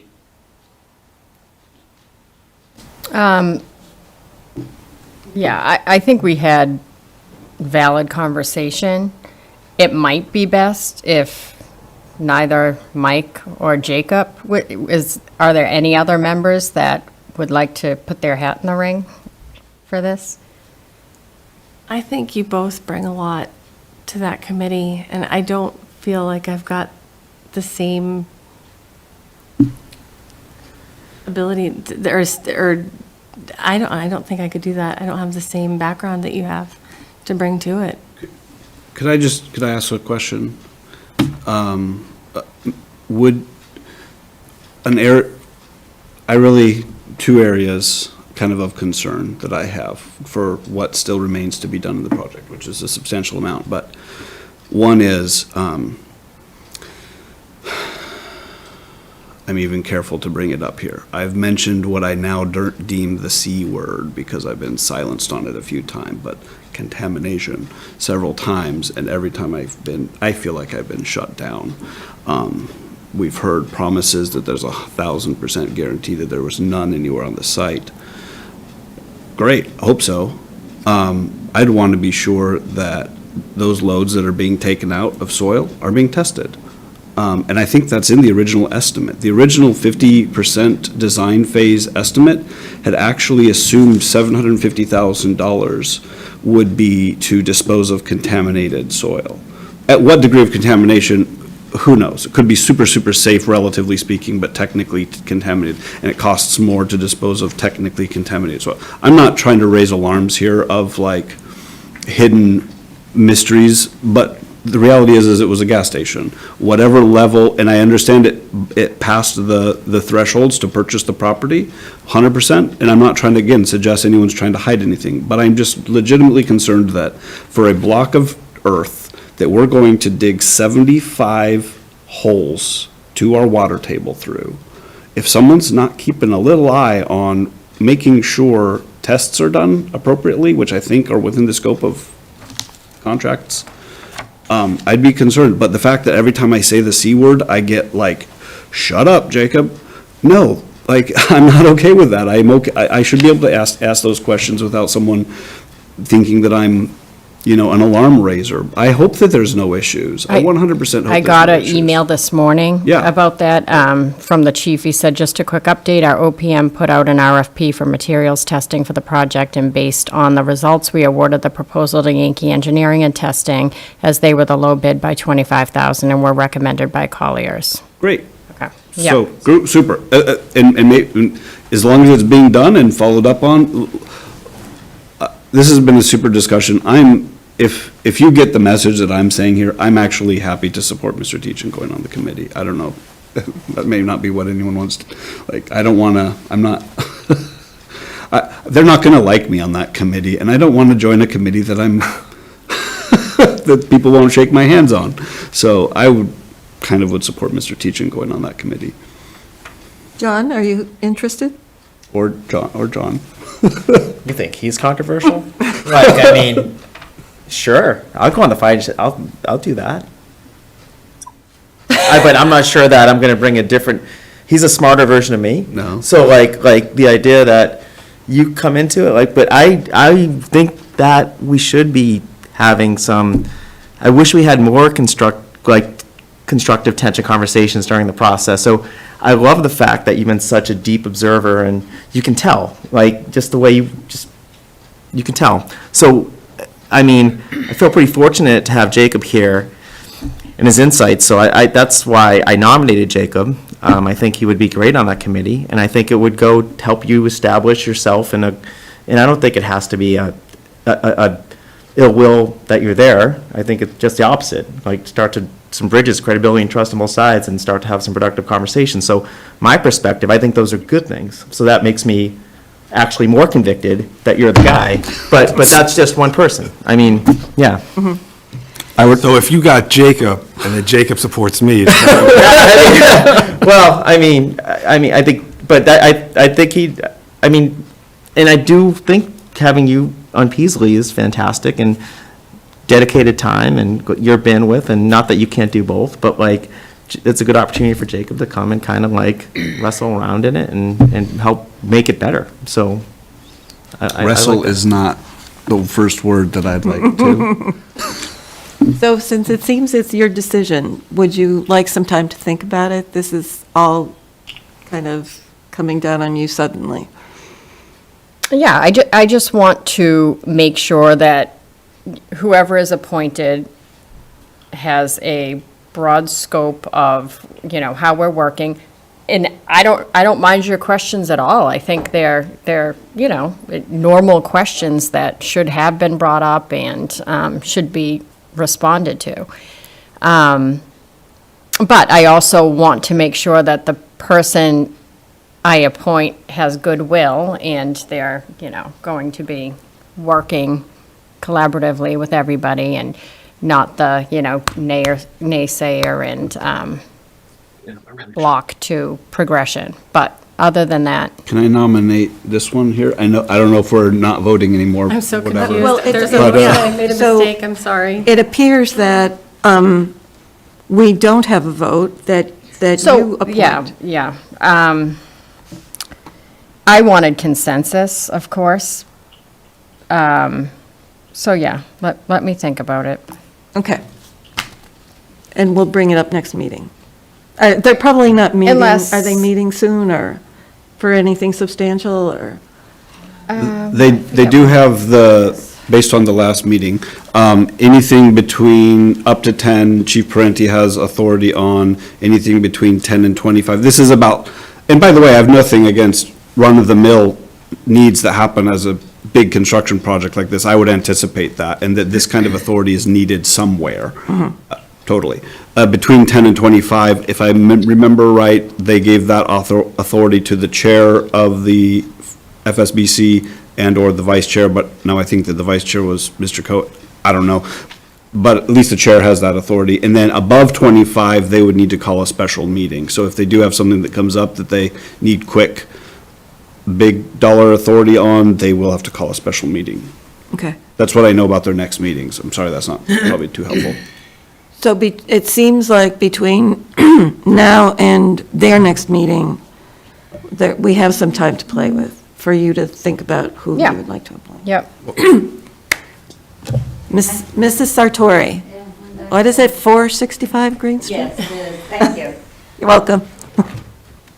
I guess, for me, my understanding is that you appoint the members of the Fire Station Committee. Is that correct? That's correct. We also have a former member of this board who is on that committee also. Has there been a determination if that gentleman will be staying? And then No, somebody new is... the position will be replaced with a selectman. The position is a selectman position, so whoever I appoint. So he will no longer serve on the committee? Yeah, he can't, it would be full. Okay, because I didn't get that impression when he was speaking this evening. Oh, He's got his hand up, so... oh, okay.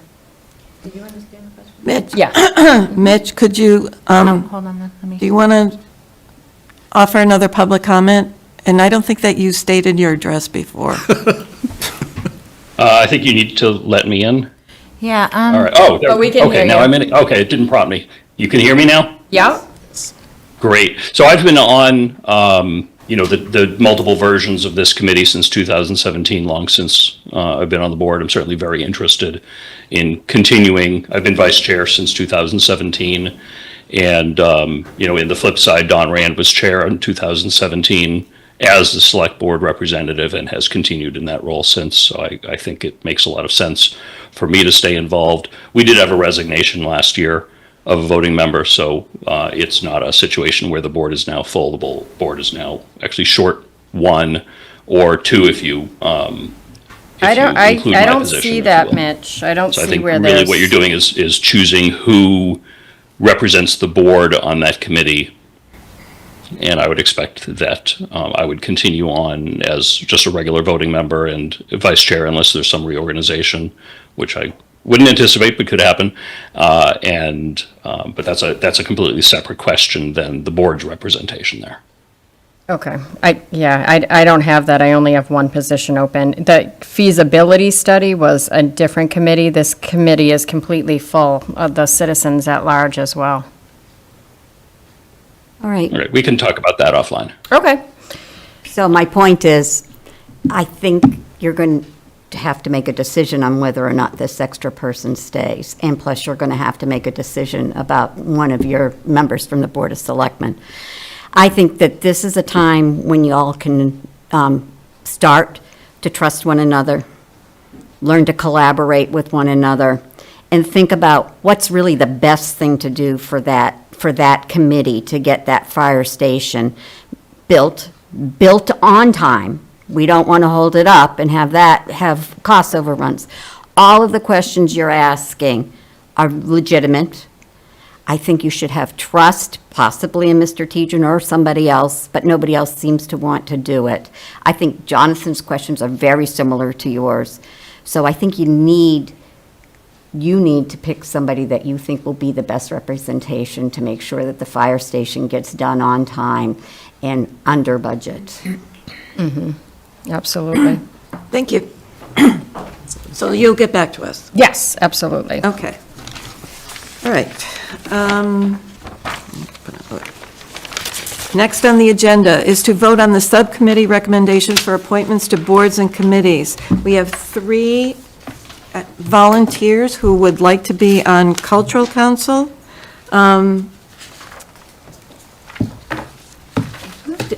Did you Yeah. two interview? We did, yes. Want to make any comments, or?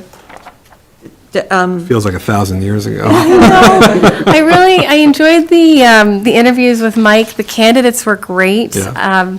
I had some notes, and I, for some reason, can't find them offhand, but they brought some neat skill sets to the table. I think Marcos had some experience from a planning perspective. Nope, that's the wrong one. I Sorry. think Karen, in her thing, Karen Karen is an artist. Great with organizing skills. Oh, here we are. So Karen's been, so I'll go back to Marcos. So he's got experience with nonprofits. He's spent a lot of time familiarizing himself with contracts, and he's got some neat background to bring to the committee, especially with that side of their work. Karen Clark has been involved with the Northborough Girl Scouts for decades and is very familiar with a lot of different organizations in the community and how she can pull that forward. She's also got a background in art, so I think that'll be neat to pull together. And she's very organized. And then Morgan Clark had also applied. Morgan comes with a background in graphic design and really savvy with social media. And it seems like their different backgrounds will be a neat complement to that board. Mike, did you have it? Yeah, no, I mean, I think you laid it out well. Thank you for being prepared to go over that. Teamwork. Yeah. No, I mean, and again, you know, it's fun being on the interview committee, you know, because you get to see the wonderful and talented and interesting people that are right here in town who want to volunteer their time to make it better. You know, we got a taste of that the other night when we interviewed candidates for the select board, and every time we do our interview committee, whether it's Laura and I or Julianne and I or you two, you know, who helped the other day, you know, it's great that, you know, they make it easy for us because, you know, they come with great experience and great resumes and are just wonderful people to talk to. So that's the best part, that, you know, they make it easy to bring the recommendation to the board, so. And I think we should also comment that Angie does a great job helping us get those facilitated and up and running. Yeah. So many thanks to her for her work. Absolutely. She was great behind the scenes to make sure we stayed on track. Yeah, that's good. So, having heard these great recommendations, I will entertain a motion. Madam Chair, I move that Marcos, Paul Marin, Karen Clark, and Morgan Clark be appointed to the Cultural Council for terms of 3 years to expire on May 19th, 2028. Second. Thank you. We'll do a raised hand vote. All those in favor? Unanimous. Congratulations, and thank you so much for volunteering, and thank you to the Cultural Council. Okay, so next is reports. Laura? I want to welcome Jacob and John to the board. I'm looking forward to working with both of you, and if there's anything that I can help you with as you're getting onboarded, please let me know. Mike and Julianne, I'm really looking forward to this year working as a board together, and I thank you for that. I don't have any other reports at this point, but thank you. Mike? Yeah, sure. So from the Peasley Building Committee, there was a walkthrough of Peasley last Thursday, which was well attended. Unfortunately, I was unable to attend just because of work, but so it was well attended. It was a good walkthrough per the chairwoman Erica. Looking at maybe getting also some help from cable and technology to do some footage of the building and have that available for you know, presentations and pointing out you know, what its current state is. So that's something looking forward to. The next meeting is on May 27th, which is to go over OPM applications and kind of get down to a short list for further scrutiny.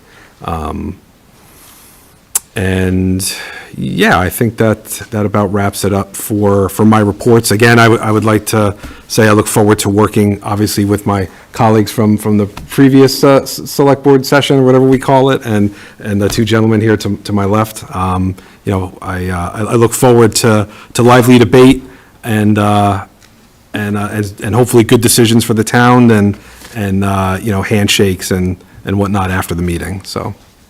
Love it. I don't have a report, but thrilled to be here. Same, nothing to report. Thank you for letting me join you. And to my several months ago comment to Mr. Tejan about being the most green member, now I guess that's me. Right now, the so- tables have turned.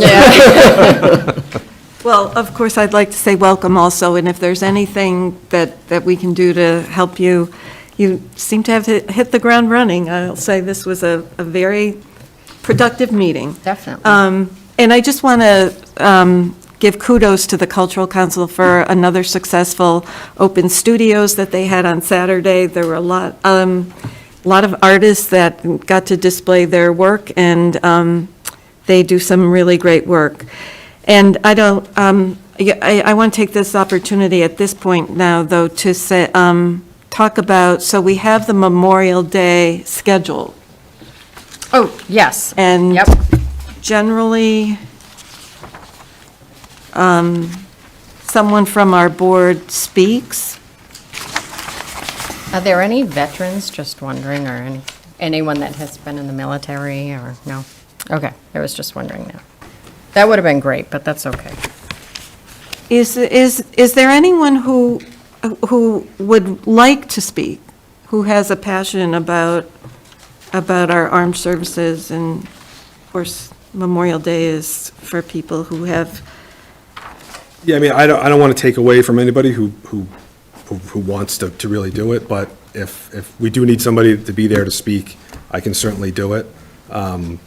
I'm not a veteran myself. I've had veterans in my family, and member of my family who we would celebrate on Memorial Day because he was killed in action. So I could certainly speak and do that for the board. Anyone else? Well, I do have to say that around Veterans Day when we met, you made a lovely comment, a very heartfelt comment about, I believe it was your uncle. that you grandfather. Called him every. Yeah, right, yeah. So I think you'll do a great job. All right, thank you. Thank you. Okay, that's great. Do you communicate that to Karen? Yes. Okay. Yep. All right, and. For stepping up to do that. Sure. I'll be there. Are we going to be marching or Yeah. participating? Yeah. Okay. I guess we muster at 11:30. Are you all I available? think so, this coming Monday? Yeah, actually. Yeah.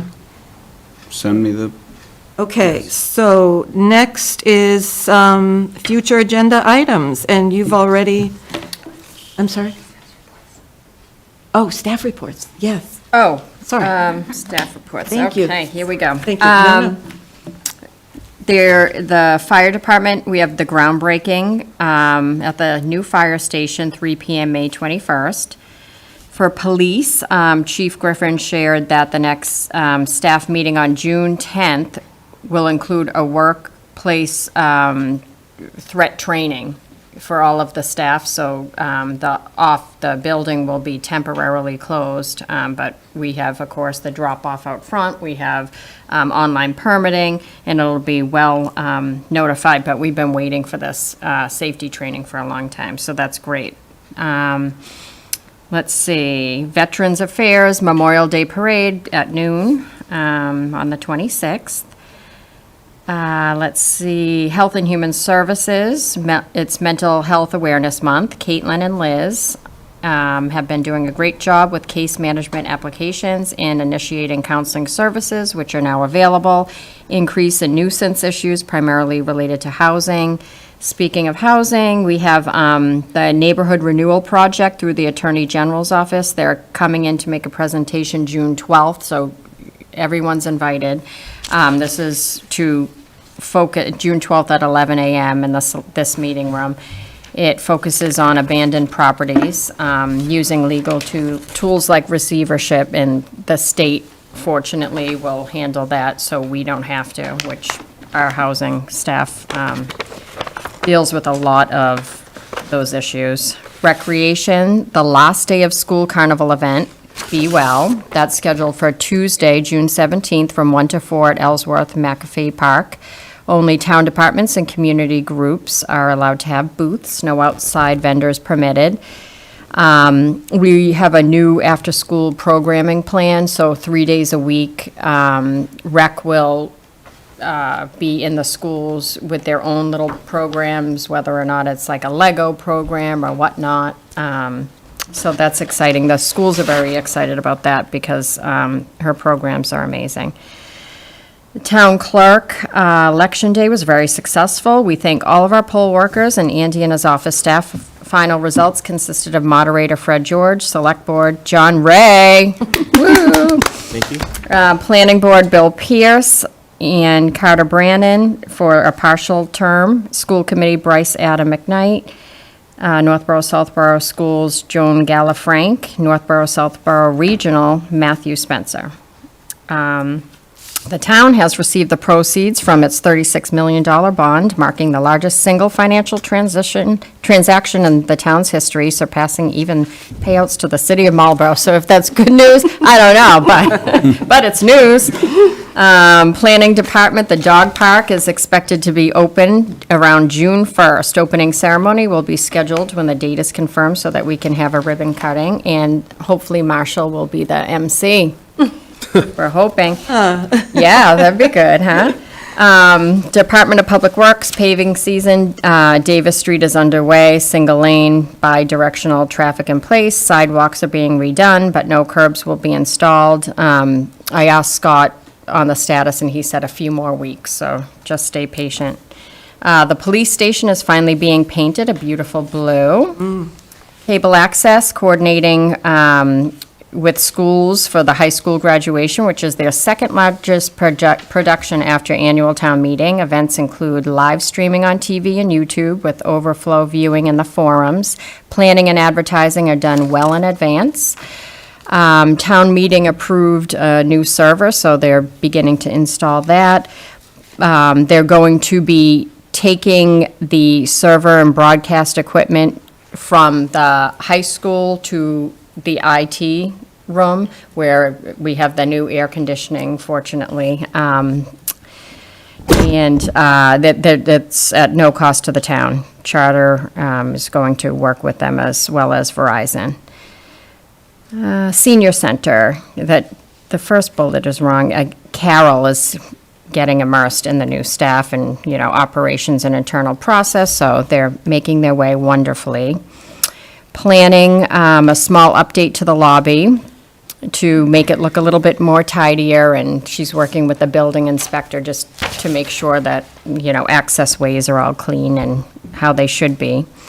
The senior center is also offering summer coffee events planned. Mine is in July.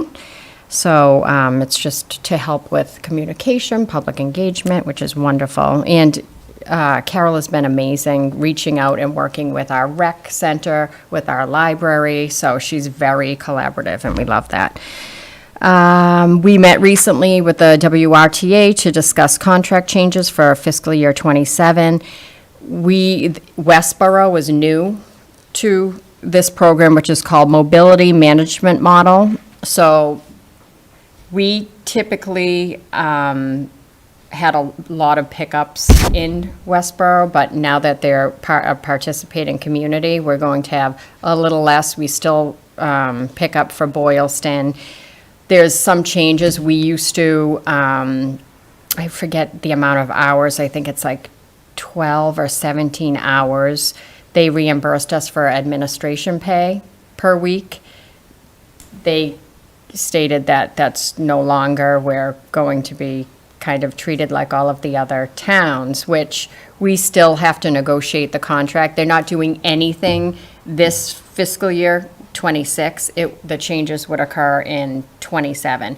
So there's a little bit of oddities, when questioning them about what our current contract was and how it was set up. Like, for instance, we take our vans and we fill up in Westboro, and that just doesn't make any sense because we get reimbursed by them anyway. So we have our pumps, why can't we fill up here? And there's just a lot of things that we have to work on, and yeah, so that will be in play, but they're really trying to provide for more pickups in Northborough in general. It won't be the entire town, but it's going to become a lot more widespread.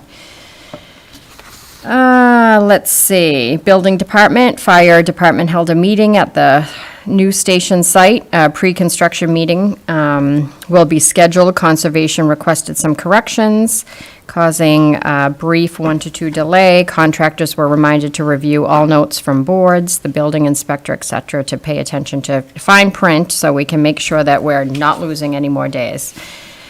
They're also planning to raise their building fees because this hasn't been done for numerous years. When I say numerous, I think it's like 20, something, yeah.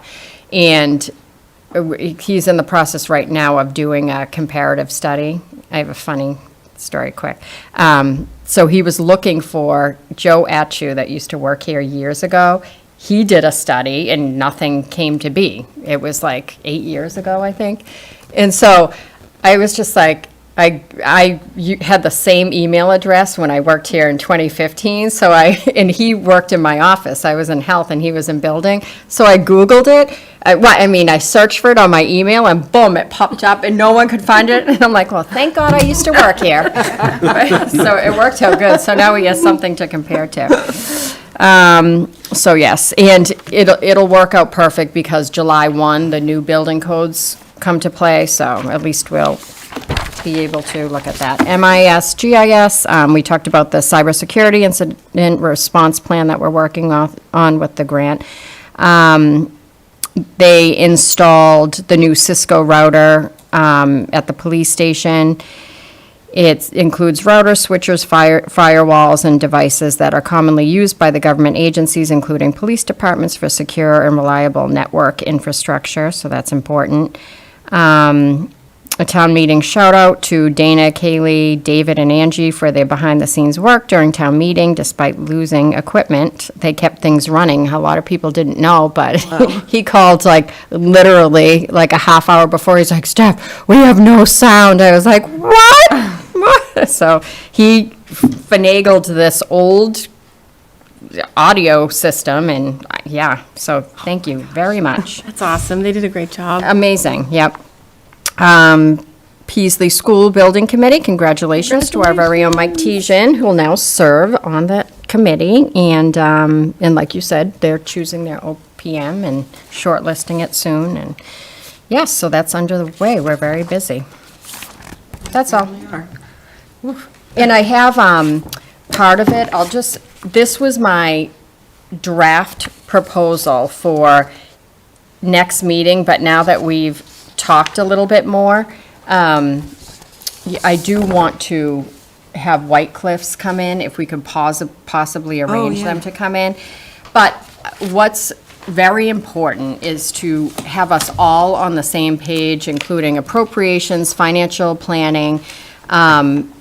This is a tentative, if you look at number 3, a tentative schedule. So we have a financial statement coming before us from Scanlon Associates, so they want to come in and, just talk about the town and how we're doing financially, and I think it's important for all of those boards and your board and committees to hear. Then I think it's important for us all to be at the table for the after action following town meeting. That would be, very progressive to think right now, okay, where are we? What mistakes have we made? What have we learned from, and where we're going? Future budget schedule, so possibly the department head forum in September. Maybe the end of September, begin the capital budget meetings. January, discuss more collaboratively on warrant articles. The select board, sets the warrant articles, but I think it would be helpful if the other committees, had some weigh in or some remarks. March, reconvene to review where we are in the budget process, because a lot happens quickly, and I just want to make sure, again, we're on the same page. And then in April, that's when we have to set the warrant according to the charter. So if we, just come together every couple of months, I think it will do wonders for us. Where I would love to see everybody is at town meeting in support of, everything that we've planned from the onset of the budget season and through to town meeting. It would be terrific. I don't know if it's going to happen, but, I mean, it would just be great. It just sets a great message for the public, and it, you know, of course, provides for more trust than what I think they felt they didn't have. And a lot of it, it's not anyone in particular, there's a ton of transition, you know, with administrators coming and going and people on and off the board, so, yeah, you can understand why, but I just want to set that message that, you know, we're all working together and, yeah, we're one big happy family. So, Diane, do you have anything? Yes, I have one thing. I think many of you may know that our beloved town clerk is retiring on July 8th. What's coming up? Did you all know that? Yes. And so I posted the vacancy with the deadline of May 30th, and I think we got a couple of good candidates, so. Great. Yeah. And could you put in a pitch for the Woo Sox game? Oh, yeah. Oh, yeah, Did you get the invitation? I can do it if no one else is going to. Well, everybody can go. Okay. Well, it's tough for me because I would be getting out of work and Yeah, having to drive yeah. from Framingham. Unfortunately, I have already booked. I'm Well, sorry. I didn't want to not have Northborough represented, so it wasn't what I had scheduled to do on Wednesday, but if no one else is going to represent Northborough, you can send me, I guess, and I'll happily do it. And Jacob can bring his family, right? They have got so much going on. I might be able to bring Everett, my 5-year-old, and he'd be happy to come with. I think they only give us one admission ticket. Yeah, I'm they happy only to- get one ticket. I'm happy to pay for his admission and a hot dog for him, but, so that's fine. I can bring Everett with me. I just wanted to make sure we had it covered. Yeah. That's great. yeah. Probably mean, better I if can- I go, I might wear a Yankees hat. You're not allowed. Gosh. Nope. Well, we'll talk about the next letter. Yeah. I did invite all employees. Oh, and great. didn't get much of a response, unfortunately. Oh, I'm sorry to hear that. I got to go last year. It was a really fun Oh, night. They it's do a lot to celebrate the fun. community. Yeah. You get to meet other board members from surrounding towns, so Westboro and Southboro were there last year. It's neat collaboration. Yeah, that's fun. I might be able to come later. I said that I would go to scholarship, but I can. Yeah. probably. It looked like they had a pregame ceremony thing that I don't have any clue what it is. Laura might, but. Did it start on time last time, or was it? 'Cause There is so much stuff that happens at the beginning. They do a lot of, I think there was a military day. They brought a lot of different nonprofits were in attendance representing, I think the Northborough American Legion baseball team kicked off the event. There was a lot going on that night, and it was just a really enjoyable evening. They do a great job. And it's a battle of the boroughs, so there's all the boroughs there's a lot of towns that are participating. So you don't have to just throw out the first pitch, I don't think. No, I sure hope not, for everyone's. So you can count me in on that, and then I think there was an Eagle Scout Court of Honor that you messaged as well. If I Oh, can go, yeah. and happy to go if the board Great. would like me to. They needed certificates for Eagle Scout projects. Right here. Oh, here we go. So if you'd like me to go to that and deliver it for us, I can do that. I'd be happy to. I'm an Eagle Scout, so Oh, that's awesome. hopefully That's- accept me. Great. Yeah, Great, thank yes. you. They would love someone in person. Yeah. That's great. I'll coordinate that with you. Thank you. This is great. All right. We should see if there's anyone who would like to make a comment from the public. Okay, then. Any other business to come before the board? Oh, Go ahead. okay. Just a quick question, I feel, so, prior to my decision to run for select person, June 9th, I'm going to a concert, my son's turning 16. And so it's like the one date I cannot do, so if there's any flexibility on that date, I can be flexible, but we bought the tickets, he's turning 16, and it was, that's it was done nice. before, otherwise I would have picked a different date.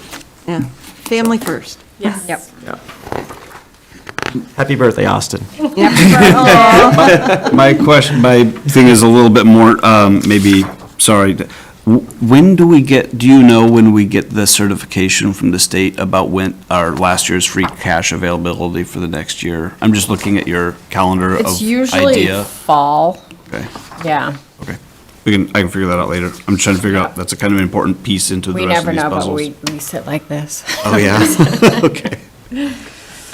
Okay. And, you know, you and I can talk because I think we do have to have some kind of goal setting in all of these meetings coming up, so. Yeah, we definitely do. Just so, like, for instance, when I said, let's focus on this, let's finish projects and not throw so much on that nothing gets finished. Right, Yeah, right. agreed. Okay. If there's nothing else, I will entertain a motion to adjourn. So moved. Second. All in favor? This meeting has completed at, 9:50. Thank you. All right. Good job, good first. Great first meeting, Julianne. Nice and efficient. All right.